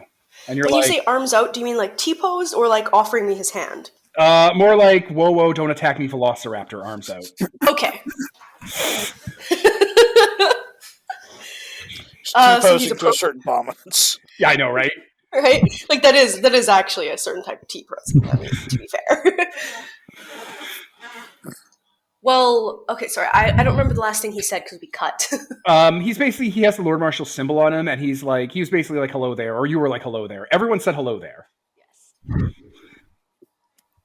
Well, brother, I did not expect to find one of us on the genocide side of this conflict. Listen, brother, look at me. Yeah, Do you think I'd be doing this if I didn't have a good reason? that's why I'm not shooting you. I'm willing to figure it out. I don't want to, I'm not one of, I don't remember the name of the guy. Pong Krell? Yeah, I'm not one of Pong Krell's clones or anything. I mean, I don't want to slay a brother. Well, I am. What did they tell you shit. about that? I know he's ruthless. I know he pit two teams of clones against each other. The details are really fuzzy. We're not really supposed to talk about that kind of shit. It's kind of scrap, I guess. Krell was following the Jedi Council's orders. They were experimenting with tactics to thin our numbers out and see how effective we were. Why would they want to thin our numbers out? They're the ones that paid for us. Right? How long ago did they pay for us? I've always been a little fuzzy on those details, but We appeared, it was at least 10 years before the war even broke out, right? Because that's how old we were before we were conscripted, right? yeah. So how would they know to pay for us ahead of time? Right? Well, wasn't it like Devin, I don't know what people know or not. It's like a senator did it. Like a senator in the Republic, some bureaucrat did it, is what they say. Okay. Well, it wasn't the Jedi that originally funded it. It was one of the senators on the seat, right? Is that what you believe? Is that what they tell you? Because that's what they told me, and I believed it. But that doesn't make sense. The Republic's never had a standing military ever since the High Republic, when they disarmed, when the Jedi joined them. Why would they, all of a sudden, after 1,000 generations, only make an army 10 years before the one big war they'd have, where they'd have a splinter faction? And the war is against disposable robots. Yeah, I was going to say, that doesn't make sense anyways, because the droids would have also had to have been manufactured beforehand. So, Right? I don't know if it's... Like, he's saying that to you. He's like, come on, follow me here. Look, listen to what I'm saying. Listen to this. What does this sound like? This sounds like a conspiracy, right? I bet the Jedi tell you all sorts of things, right? The Jedi probably tell you that you and them are the same. You're outsiders in the Republic, right? You're special. You stand out. You don't quite belong in there, right? I don't know about all that. Jedi are kind of more top dogs in the Republic, and we're more But they're outsiders. The top Dogs. dog stands apart from the crowd. yeah. That's not Help me true. out of here. I'm gonna lift up my hand to him.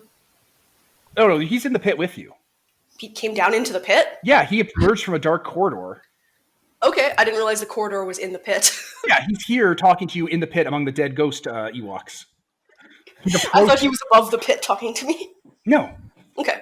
like he's talking to you on equal ground. He's trying to convince you of the impossible. He's like, look, the Jedi like to pretend that they're apart from the Republic and that they have their own function in it, but they're not apart from the Republic. They control parts of the Republic. They ordered the clone troopers to be made. Who runs the Separatists? Who's the leader of the Separatist Senate? Dooku. And Count who was Dooku. he? Who was he before he was a count? He was a senator on the Republic side, right? No, he was a Jedi Master. That's publicly known. Shoot, I forgot about that. I actually forgot that he was publicly known as a Jedi. Yeah, he was Jedi Master Count Dooku. He was on the Jedi Council. I don't think I Yeah. realized he was on the council, but yeah, I didn't know okay. that, yeah. He was trained by Yoda. I knew Not that. that any of this shit is in the movies. like out of character, I know Yeah. all of this, so it's also a little bit difficult to be like, In okay, the what? second movie, Clone Wars, Dooku says, my old master is here to fight me because Yoda's his master. Yeah.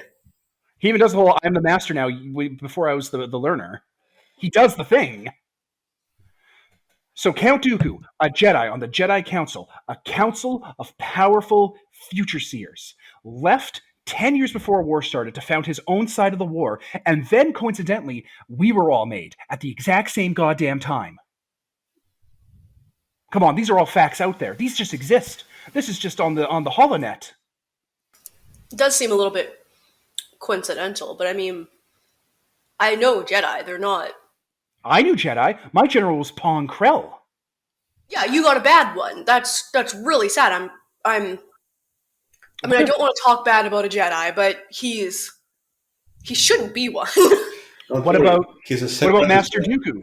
What about Master Dooku? Trained by Yoda, the greatest Jedi that's ever existed, that everyone knows about. Does Yoda make mistakes? Trooper, are you telling me General Yoda makes mistakes? I mean, he must. If his Padawan went rogue. So is he fit to lead us then? If his own actions created the very threat we were made to fight, is he fit to lead? Or like is General Jedi Master Yoda incompetent or malicious? I can't see him being malicious. He's really wise though, and he does have good future vision, so. And he didn't see this coming? Well, emotions can cloud their vision, right? Do Jedi have emotions like that? They're not supposed to, but they do. We all know they do. They care. Well, yours didn't, and I'm sorry, but most Jedi. No, brother, no. Krell cared. He cared. He was emotionally invested in what happened. He was invested. I know. I meant he didn't care about us. No, he cared about us. Just not in the way you're trying to put forward.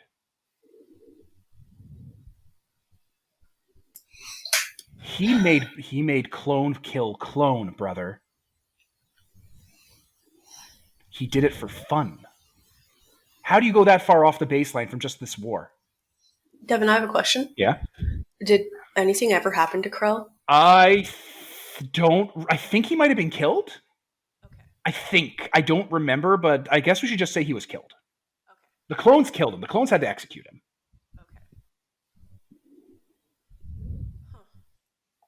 Okay. Look, the Lord Marshal isn't everything that he's been made out to be. All right? He's our doctor. He's seen what I've seen. He knows what I know. He figured it out on his own, and so have other people. Admiral Trench figured it out. He talks about it all the time. The enemy figured it out. This war doesn't make sense. Something's happening. The Jedi weren't put in charge of us to lead us. They were put in charge of us to keep an eye on our combat effectiveness, because the Old Republic hasn't had a standing army in 1,000 generations, and they're not going to need one after this war is over. What do you think is going to happen to us? Who do you think's going to decommission us? Do you think the Senate's going to allow a couple 100 million new mouths to be fed to eat up tax money? You've seen the senatorial arguments over taxation of trade routes. They're not going to do that for us. Why do you think every division gets a few Jedi in charge of them? Brother, you went through something terrible, and a bad person hurt you and people you cared about. But that doesn't mean that they're all bad. It doesn't mean that they all would be willing to kill us. I've uncovered a conspiracy to assassinate the Supreme Chancellor, being done by the Jedi. I found it in Separatist archives. Do you have evidence of that? I do. I would be very interested in that. Come with me to the Lord Marshal's vessel. I don't think that would be very wise. Why don't you come with me back to my ship? Are there Jedi and we can there? continue our discussion there. We can't talk with this among the Jedi. We don't have to talk in front of them about it. No, it's too soon. This is too soon. I came to you too soon. You have to see more of it. You need to ask them if Jedi Master Dooku's ever been in this system. Ask them what he was looking for. Don't I know that Dooku's been in this system? You do know that. Yeah. I'll straight up say that. Dooku has been in this system. He came here... Before the Clone War? Yeah, ages ago with Master... He came here with Rudwar, right, yeah. Right, Devin? And He came here with He came with Master Rudwar, and they found Rudwar's apprentice, Torapano. Uh-huh. That's not what they came here for, though. They came here for other things. You should ask them what they came here for. It's too soon. He starts backing off. It's too soon. You're not ready. You're not ready. Good soldier follows orders. Good soldier follows orders. Good soldier follows orders. He just starts backing away into the darkness.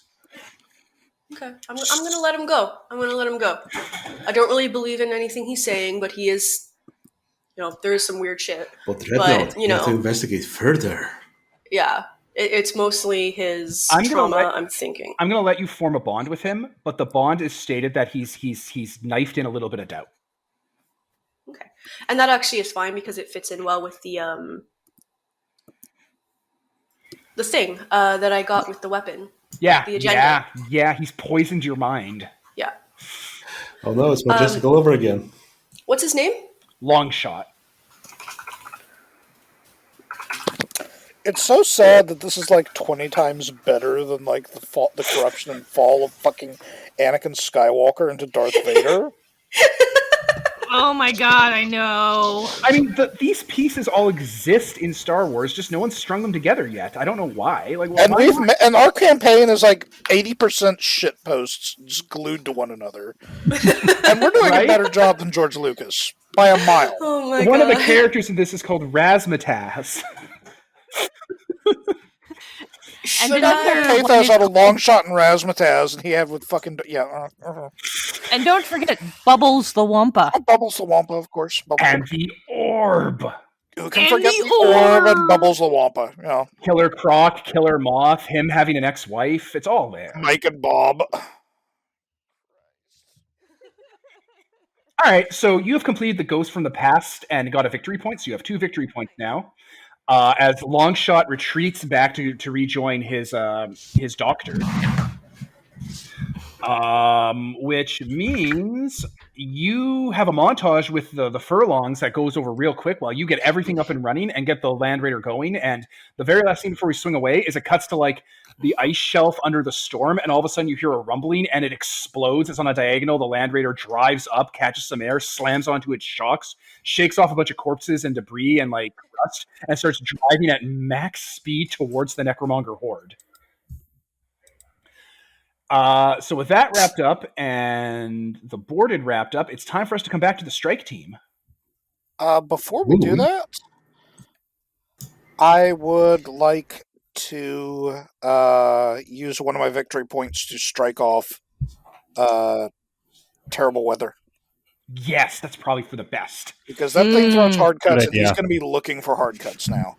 Yup. That's true. Good call. All right. Well played. Terrible weather is gone, so we just have Nature's Wrath and bad weather, so I can throw soft cuts at you. Perfect.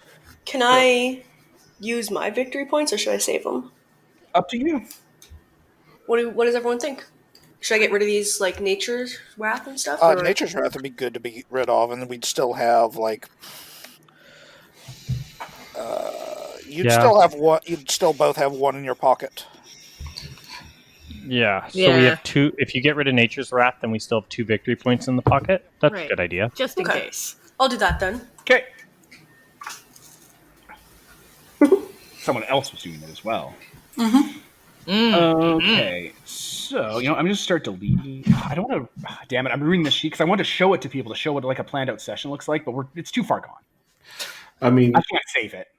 It's cool. She's always check back the version. I can undo command, right? No, I can go into a previous revision from hours earlier and just copy paste that into a new Google Doc and be like, look, creator of Fellowship, here's what we did for a session. Does this look sane? And they'll be like, this is a nightmare. Why are you doing this to my game? Why? It was just a plain pretend. It was just you threw 4 members of the organization at once, you madman. Right? Oh, shit. Okay, so let's move down to the strike team. All right, strike team, you continue past the ray shields, you dig down deep, you move past a bunch of obstacles, there's more ship parts that start showing up, more what looks like chasms that have been cut in the ice that you kind of cross-section with, and now you're getting a picture of this. This ship is frozen in time in its own explosion from coming out of hyperspace. Like, thinking back to Handsome L's house, it's an escape pod, and the reason it has a tunnel trailing behind it is because that's actually the path the escape pod took when it ejected out of the freezing ice from the ship. Like, the parts you're going through are basically frozen mid-air from when the crash happened, from just the weirdness of hyperspace and phasing and the fury of the destruction and the coldness of Hoth. Okay.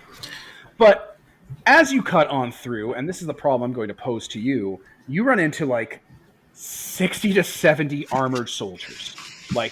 You cut across a wrong shaft into a big open area that could have been a barracks or maybe a canteen mixed together. It looks like this used to be a living space, and it's been partially excavated. And inside is 60 to 70 Mandalorians. But they don't look the Prophet ones. These ones, their armor is pitted and damaged. There's a lot of handprints stenciled onto them. Their technology looks like it's been scavenged. It has animal bones and chitin and shells of great predators kind of attached to it. Their helmets all have a sort of death mask painted over top of it. And yeah, they all turn in unison when you guys kind of crash on into the scene. Okay. And a leader from each squad, because there's 2 squads of them, kind of puts up their hand and points at you guys. I guess they've seen us now, so I'll just hello. This area is off limits. I'm gonna have to ask you guys to leave peacefully. Of course. We just need to leave through that door, and I'll point at the opposite. And they shake their heads. No. This area is the ship. This salvage area is off limits. You got to go back the way you came. Yeah. I don't think that's gonna happen either. So why don't we come to a compromise? Look, we've been gifted some very important things to be here. So we need you to go. You're not supposed to be here. You can't be here. Just kind of looking at Shining Peak, seeing what they're doing. Well, if you're a gifted thing, that means you are already paid, so that means you don't need to be here. You don't need to be here either. There's nothing of here that's of value to you. This is not a place of honor. Well, I guess it's not then. I guess I'll jump just straight past them into the opening we need to go through. You definitely won't do that. Oh. All right, so, yeah, all right. When you're going to jump away, there's a Mandalorian behind you that tases you. Oof. So I'm going to say that he paralyzed one of your arms. Just, you've been tased in an arm and it's numbed. Like how, I was going to say Rudewar, but I meant Jar Jar's tongue. Okay. Not the same. The elven shadows are untraceable, and right where you need them. So they can hide or tail the Fellowship and can only be spotted or found by the Elf or the Orc. Are you the Elf or the Orc? No. So one of them walked up right behind you and tased you. All right, don't make us kill you. Come on. Don't make us kill you. Okay, now, you say you've been paid, but what if you got paid more to just let us through? Like, I'm not saying you need to let everybody through, but just us. Look, our contact was very clear about what we're supposed to be doing here, and we're doing it here. All right? This is important to us, and we really don't want to kill someone we don't have to kill, but we'll do it. We do kill professionally. I know. I have great respect for your professional killing abilities. I happen to be good friends with one as in one person, not one as in the number 1, 411K. Because I know that could be confusing if I said 1411K. We all know about the orb droid. Yes, exactly. It's the droid that found the orb, and everyone in the background mutters the orb. Exactly. The giant orb. There you go. So, clearly, 411K is a friend of ours and has oodles of money to, spend frivolously and let us through, sort of thing, right? Okay. Continue. So I'm just saying, if you look the other way while we walk past here, it could work out financially beneficial for you. You cannot offer us anything material beyond what we've been gifted because it means the most to us. And you definitely cannot kill us in a way that matters. What were you gifted? If we do this one thing, we will be given a sarcophagus. And in that sarcophagus, it contains our entire future. Wait, do they mean a sarcophagus like the one that the Republican? No, he means the word sarcophagus, which means box you put bones into. That's fair. I just know that the Republican was in like some kind of weird... He's in a cryo chamber. Potato. Okay, well, I'm sure we could get you a nicer sarcophagus. Oh my god. He just shakes his head. You're not getting it, man. You can't buy us. Look at Shining Peak. How injured are you? Pete, are you there? Oh, Peter's gone mute. God damn it, Pete. You've muted your mic, Peter. I don't know if he's still there. Could someone ping Pete? Oh no, Peter. We lose Pete. Oh, you're back. Where were you, buddy? Back. Well, I did message in the chat that was okay. So no one saw that. I'm sorry. Oh, I haven't even seen that. We have like 4 different chats going on. You can't... Right. What's going on? You got tased, I think, last I heard. So I'm just looking you over. These guys aren't willing to negotiate. They are willing to negotiate. You're just not offering anything they want. Well, I don't know what they want. I asked them what they wanted. They said I don't have it. Well, we could always try, calling our, leader here, Kim, and, maybe she'll use her victory point to, make them stand down or something. I got an AFK for a second. Sure. Okay. All right. We want to rope Kim into this? Yeah. I think I'll call Kim. All right. Kim, you get a call. Hello. How are you doing? Hello, Sicarius. How can I help you? We have some Mandalorians here, and, I'm not that great at negotiating, but I know you are. And they need some convincing to just let us keep walking. Well, in the plan for myself for my future, one of the reasons why I was negotiating with the Mandalorians here is so that I could send some of them to negotiate with those Mandalorians, because they won't listen to you, they won't listen to me, but they might listen to them. What, those are different Mandalorians? Aren't they all the same? They all kind of look at you. Like all of them, all of their bucket helmets turn to look at you when you say that. Well, they're all bucket helmets. Don't Shining Peak. They all dress the maybe. same. Also, tell Shining Peak to shut her mouth. Yikes! Shy people remember that. Oh no, bond broken. I mean, my bond with Kim is that she's the perfect size to be tossed around. Oh no. PvP has begun. All right. The Scald is there, and so's the Heavy, because they're hanging out before you go talk to the chapter librarian. But like, they're kind of like perking up their helmets, looking at you like, "What's up, buddy?" I asked Sicarius to ask them what chapter they are. What chapter are you? Oh, we're the Devin wrote this down chapter. Let me just scroll up, Devin. Come on, you dumb asshole. Where are we? F1. Yes. Okay. We, and he like puts a fist onto his Beskar, are the Garmon Boza addicts. Really? Seriously? Yeah. Oh God.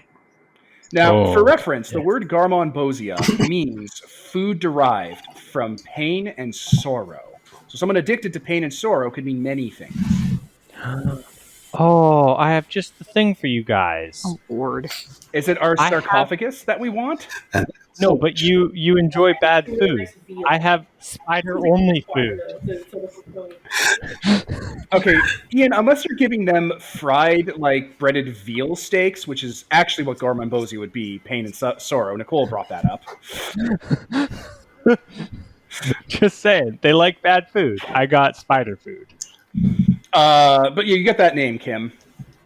I asked the Scald if they've ever heard. They all roll their eyes. It's like, oh no, like from their helmet. What do you know about them? What I know and what I can tell you is this. Among the Mandalorian chapter houses and clans, there are the great, there are the eternal, and there are the failures. And the addicts fall into the latter. They were a chapter that was crushed during the war with the High Republic because they did not turn away from Mandalore the Prophet's words and were stricken from all of our trees and all of our like clan trees and all of our accords. I see. Do you know what this sarcophagus they're trying to recover? I can guess what it is. It's probably the bones of their Mandalore the Conqueror, the one that the Prophet slew. That would make sense. Yeah, they and a few others decided that Mandalore the Prophet was a false prophet because he was a sorcerer that had implanted himself in our tradition and turned us against our ways and made us stand down with a foolish lie about future visions.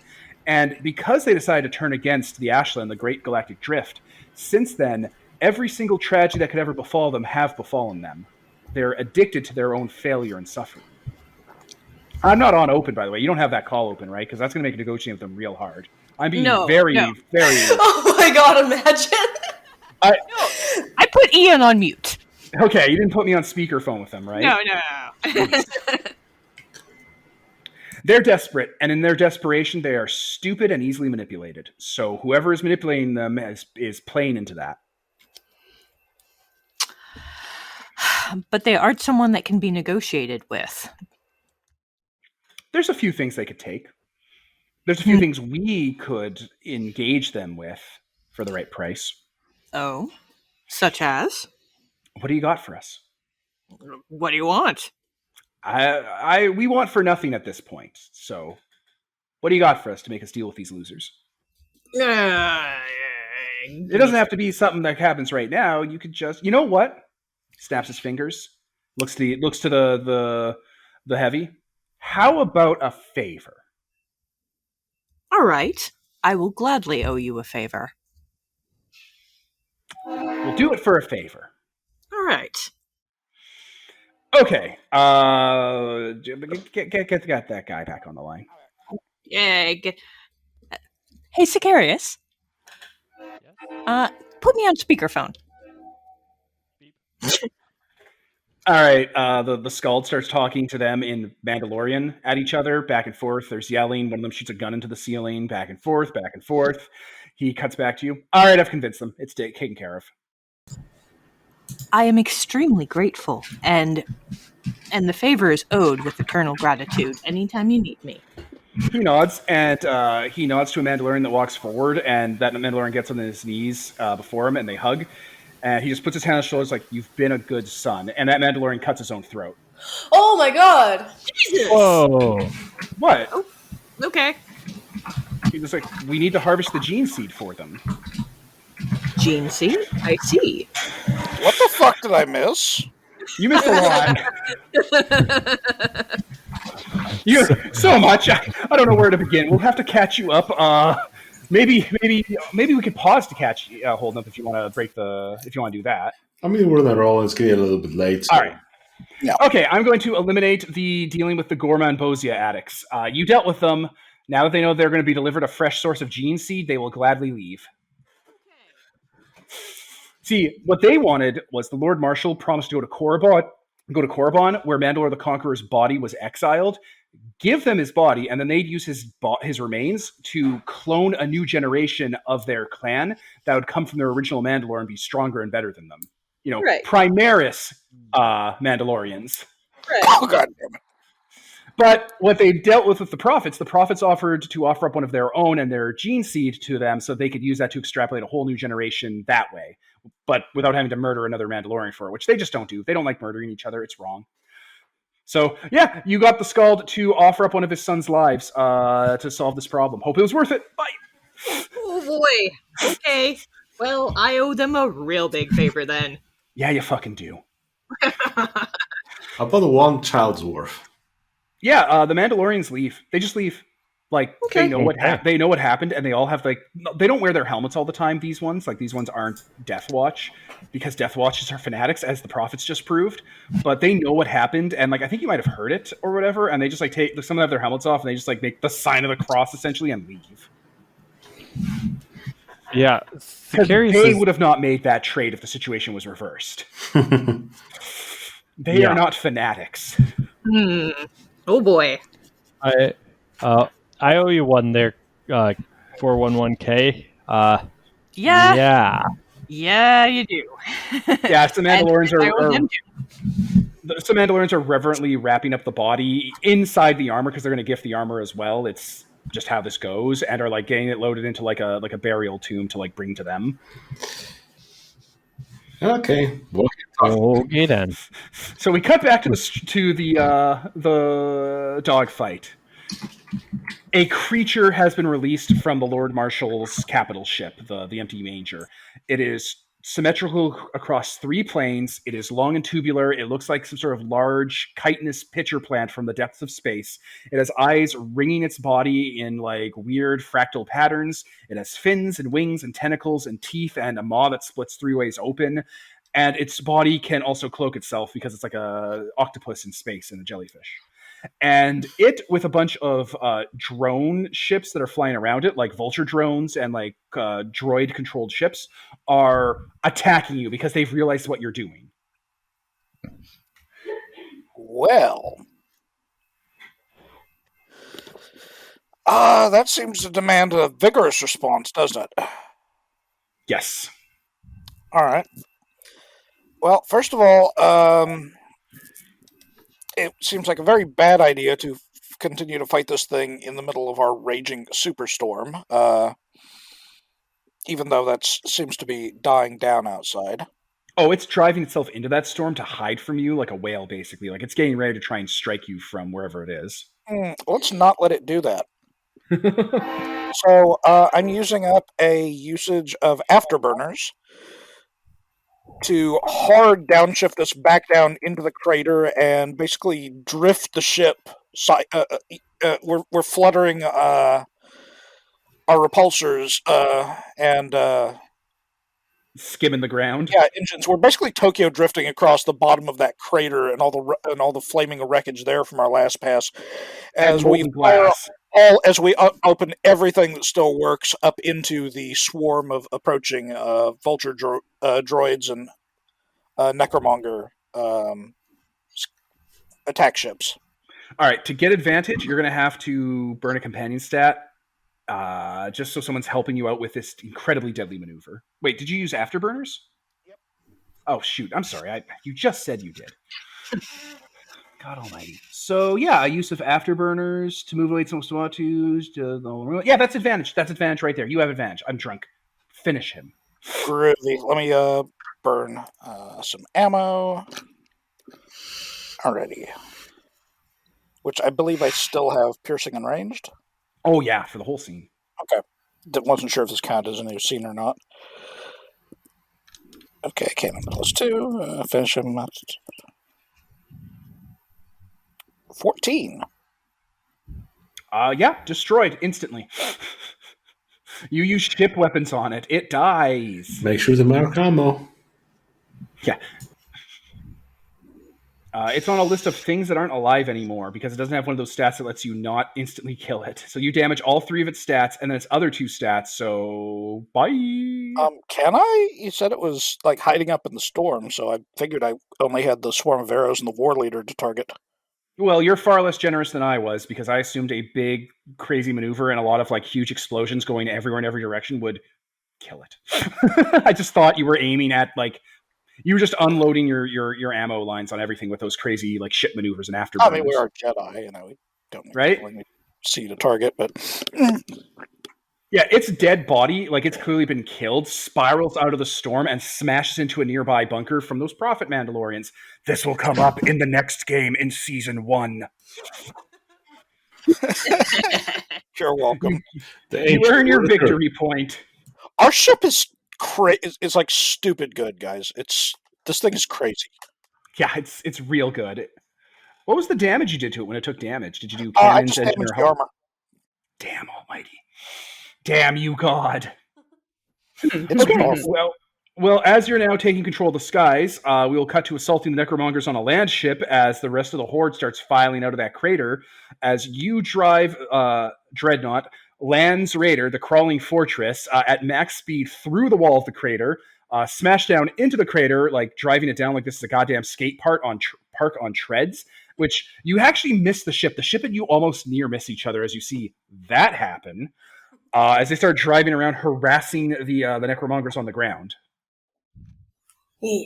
So in the assault, the Necromongers on a land ship, that is the 2 threats you got to deal with: Horde Troopers and Horde Elite. I'm going to start deleting stuff to condense this shit. Oh, I was trying to read where I am, but now everything keeps moving. Well, I'm just updating it for you. There we go. And they're on foot? Yeah. No flyers left. The skies have been cleared. I'm going to throw weather soft cuts at both of you, by the way. Weather is now coming into play. I'm sorry, I didn't hear that. Weather has come into play. Okay. There's soft cuts coming your way for the storm. Okay. Considering they probably weren't expecting a fucking land raider, which most people only associate with the desert planets, busting out of the side of a crater, can I use that as advantage because I'm surprising them? No. You have to spend something tangible. Use your companions. I mean, don't you have like a group of Wampas you can spend their stat on? I don't know their stats. Just spend. It's the owlbear stat plus group. So just spend a stat. Like they have a Blood Fury stat. Spend that. All right. And there's enough of them that they could challenge the horde, so that can give you advantage. So the Land Raider stops among the troops, and like it's heavily armored, and like people are shooting from the top, and like furlings are coming out on guns, firing at people, and then the back opens up and drops down on a slam, and Wampas pour on out to start fighting people and start pulling arms out of sockets. So there's your advantage. Excellent. You're going to jump out in your Dreadnought, I'm assuming, with your Wampas, and it's time. It's time to finish them all. Does anyone want to get rid of the Horde Elite with their checkpoints? I do. Do you have one left? Actually, I might not want to because there's lava coming for someone else soon, and I want to save my victory point to save them from lava, I think, right? I believe so, yeah. We're going to probably need to throw victory points like crazy at that last scene. It's going to be... Well, it's already midnight, so I think after the question game, we'll end for the night, and then we'll just pick this up tomorrow. Okay. Because That we're already sounds 3 good. hours into a session, which is like, haha, remember 45-minute sessions? Womp womp. Right. I recommend someone, though, throw something at the elites, because the elites are going to really drag out these resources. Oh, but hey, that's good for me. That means I can just fucking give it to you. You know what? Don't do that. I think it's normal. Freaking scratch pad. Ooh. Oh, screw it. I mean, they're breaching the edge of the crater area, right? Yeah. Oh, how about I just flash the ship over, and does the repulsor lift vents scream by overhead, just wash a wave of burning debris down over the elites? Oh, you could also just use your ship, because you're here now. Like, you two have joined up. Oh shit, that's true. Like, the land ship and the starship are in the same proximity. They're in the same location. You're here. Oh yeah, I could just bombard them with fire from above. Just The guns. so this whole Necromonger army just like charges out and just turbo lasers. Yeah. Yeah, let's do that. And Nicole, do you want to finish them on the Horde troops? Yeah. Do it. You have Dangerous on your mech. Hell yeah, I do. And that means it's area, and it's also just a nightmare. So yeah, both of you guys finish them. I got a 7. That does a damage, which is the only health they have. I got a 9 on it. That- Spend more ammo. You're gonna spend crew, you mean? Ammo. Ammo lets you go up. Oh, that's right. I can just spend 1 crew and kick it up to a 10, can't I? I Yeah. forgot about that. Yep. Already. Okay. So yeah, I'm going to jump down into the center of the group or whatever, and use your the shockwave will probably knock them down, and I'm going to be using my drill and my necrotic thing. I don't know what it looks like yet. It's the claws on the mech. The mech's hands are necrotic. They start spinning at high speed, and you just blender through these people. Yeah, I'm gonna start like doing that at people. Going Yeah. like through 3 people at once kind of thing. Yeah, you spin the pizza. Helicopter blades up there. Yeah, so you helicopter blade, you orbital bombard, and because you're both doing dangerous on the area, you're going to cross over to each other's groups that you're damaging, so that'll just clear up the assault. The assault's done. Excellent. It's over, but you didn't do anything about the soft cuts for the storm, so those now matriculate into hard cuts. Oh, I didn't realize how soft cuts worked. Yeah, I telegraph, and if you don't do anything, they become hard and happen. So they become hard and happen as like storms are going to strike lightning on the ship, so the ship takes damage. Oh, I didn't realize I was. Oh yeah, Also- both of you. I threw weather cuts at because you're both in the middle of the weather. Oh well, shit. I'll just. Well, I do have another use. I did not realize. Well, I do have another use of afterburners I could use. Just fly out of the way of the lightning because lightning starts coming down. Yeah, or just strafe between the higher Always takes some spires of wreckage and let that draw off the lightning away from me. And the soft cut from the bad weather, I'll turn into a hard cut. Is this has taken far too long? Tick tock. You're at 2 out of 4. Okay. And now we will move from you clearing out basically everything except the good neighbors to the very last part of the session tonight. 411 km. Oh boy. You are brought in the middle of town square among everyone to see a Mandalorian that is covered in armor that looks a little bit esoteric. Like there are Bismuth style like right angle geo pockets in her armor. And she clearly has like some sort of piece of technology on her back that isn't a jetpack, but it's something else that isn't on right now. Why would it be? That's a weapon. Don't turn that on in front of civilians. Her arm doesn't have the flamethrower. It has a large power claw that looks suspiciously like the claws on the Dreadnought's mech now that they've gotten the mythosaur parts on them, because it's a mythosaur claw. It's a power claw. And you are brought before the librarian of the Prophet Mandalorians. I bow deeply and make all the proper shows of respect. She hugs you, because that's the show of respect they do. They're huggers. Okay, they're huggers. Not what They do I the would same. expect from Mandalorians, but, I can roll with it. They do the same thing to your brother or your sibling, your sister, whatever it is. And the librarian's like, so you want us to fully commit to this, right? Yes. And your sibling wants us to simply not take action. And quite frankly, you have both made excellent cases in hero questing the last little while here. So there's only one way we can think of to solve this, and that is to solve this in the way Mandalore the Prophet solved Mandalore the Conqueror. And that is the Royal Game of Coruscant. And people start losing their goddamn mind when the librarian says that. Oh my god. 2 chairs are presented. There is a single device in the middle. There are leads. You guys are seated in the chair, and the leads are attached to you. Nothing is turned on yet. Now, do you, 411KM out of character, know what the Royal Game of Coruscant is? It goes back to the Old Republic, so if you worked for Nobleman, you'd know. And we're starting. No, we haven't started yet. I'm just checking. Yes, we've discussed this enough that I am aware of this ancient game of wit and intellect. Perfect. So how it works is if you fail the Royal Game of Coruscant, you blow up. Just like Optimus Prime. I was not aware of that. Just like Optimus Prime in that one VR game in the Marvel comics. Am I being hooked up to the librarian or my sibling? You and your sibling are hooked up to the device.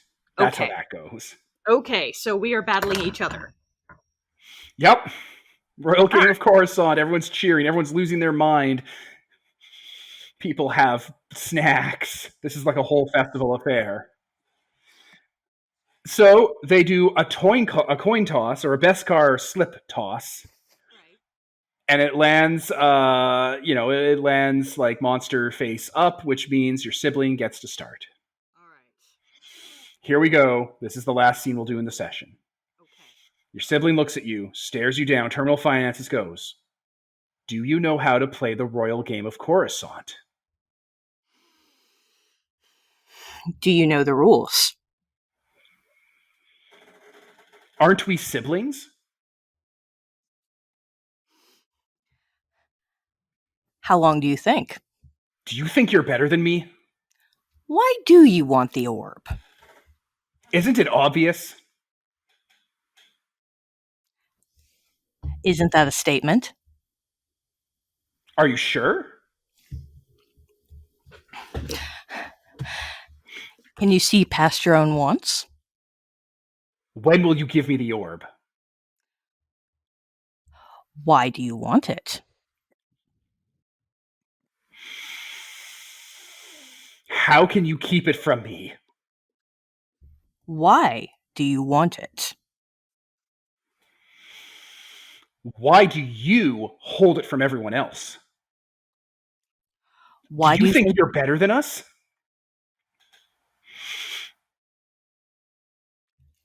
Was that a statement? So we're all slaves to you. Do you really think you can handle the responsibility? How would you know? Aren't we siblings? What would you do with it? Is that any of your business?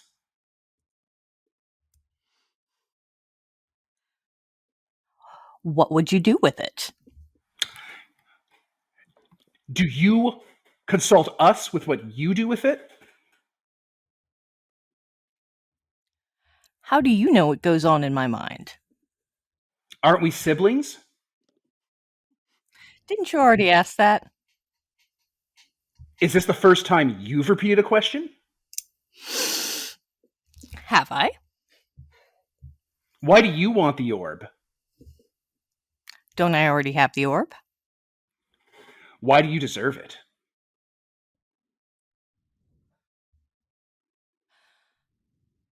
Why do you think that you could use it for better than I could? Do you think that's the point? Do you just want it for personal gain? Why do you get it above the rest of us? Would you use it to fight for others' rights? Why do we get treated like servants while you get to be king? Would you use it to uplift others?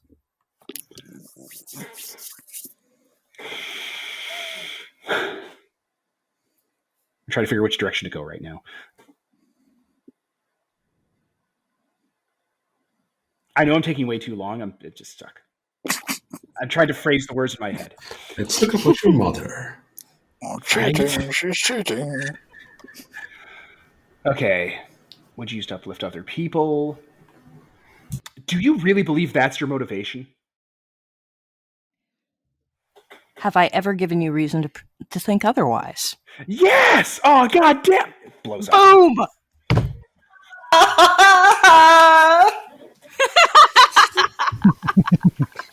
Everyone's like, Game of Coruscant! Game of Coruscant! Children are descending from the stadium to pick apart their body and like haul parts off to put as trophies. One of the Necromongers leans down to pick up the head and tucks it under his arm. We're gonna go. Everyone of Francis has been terminated. No, he'll be fine. He didn't get taken out. He just has to get put back together. He's a droid. Now, Monarch is super dead because Holden did take him out. Right. The Necromongers leave. And look, you got a little bit of insight into your sibling. You could probably form a bond with them or something. You know what? I will. Just for the It seems like they're deeply hurt by how you possess the orb. Yeah, they do. Definitely form the bond. Mother's favorite. The word would be orb hog. Potato. Yeah. Everyone starts cheering. This is a great day. They're going to form fellowship with you. Do you present the orb? Yes, I present the orb. They take the orb and place it over their head. Everyone starts cheering just like the end of episode 1. It's a beautiful day to be a Mandalorian or yourself, but not a Necromonger or that co-pilot on your ship or your sibling. It's not a good day to be them. Or that dude's son. No. Oh boy. I think we'll wrap it there as we get into the final confrontation with the lava and all that stuff for next session, because this session went on a little bit too long. Whoops. Sorry, but if he was a valiant underling, you shouldn't have set him on me. No, it's fine. I'm not mad about it. It's just hilarious. But he did get taken out, so he dies, but Eternal Finances didn't. So you can see the difference, right? Yeah. Yeah. So let's wrap there. I was Devin. I was Stephanie. Nicole. Peter. Ian. Holden. And this is sponsored by Nobody. Signing off.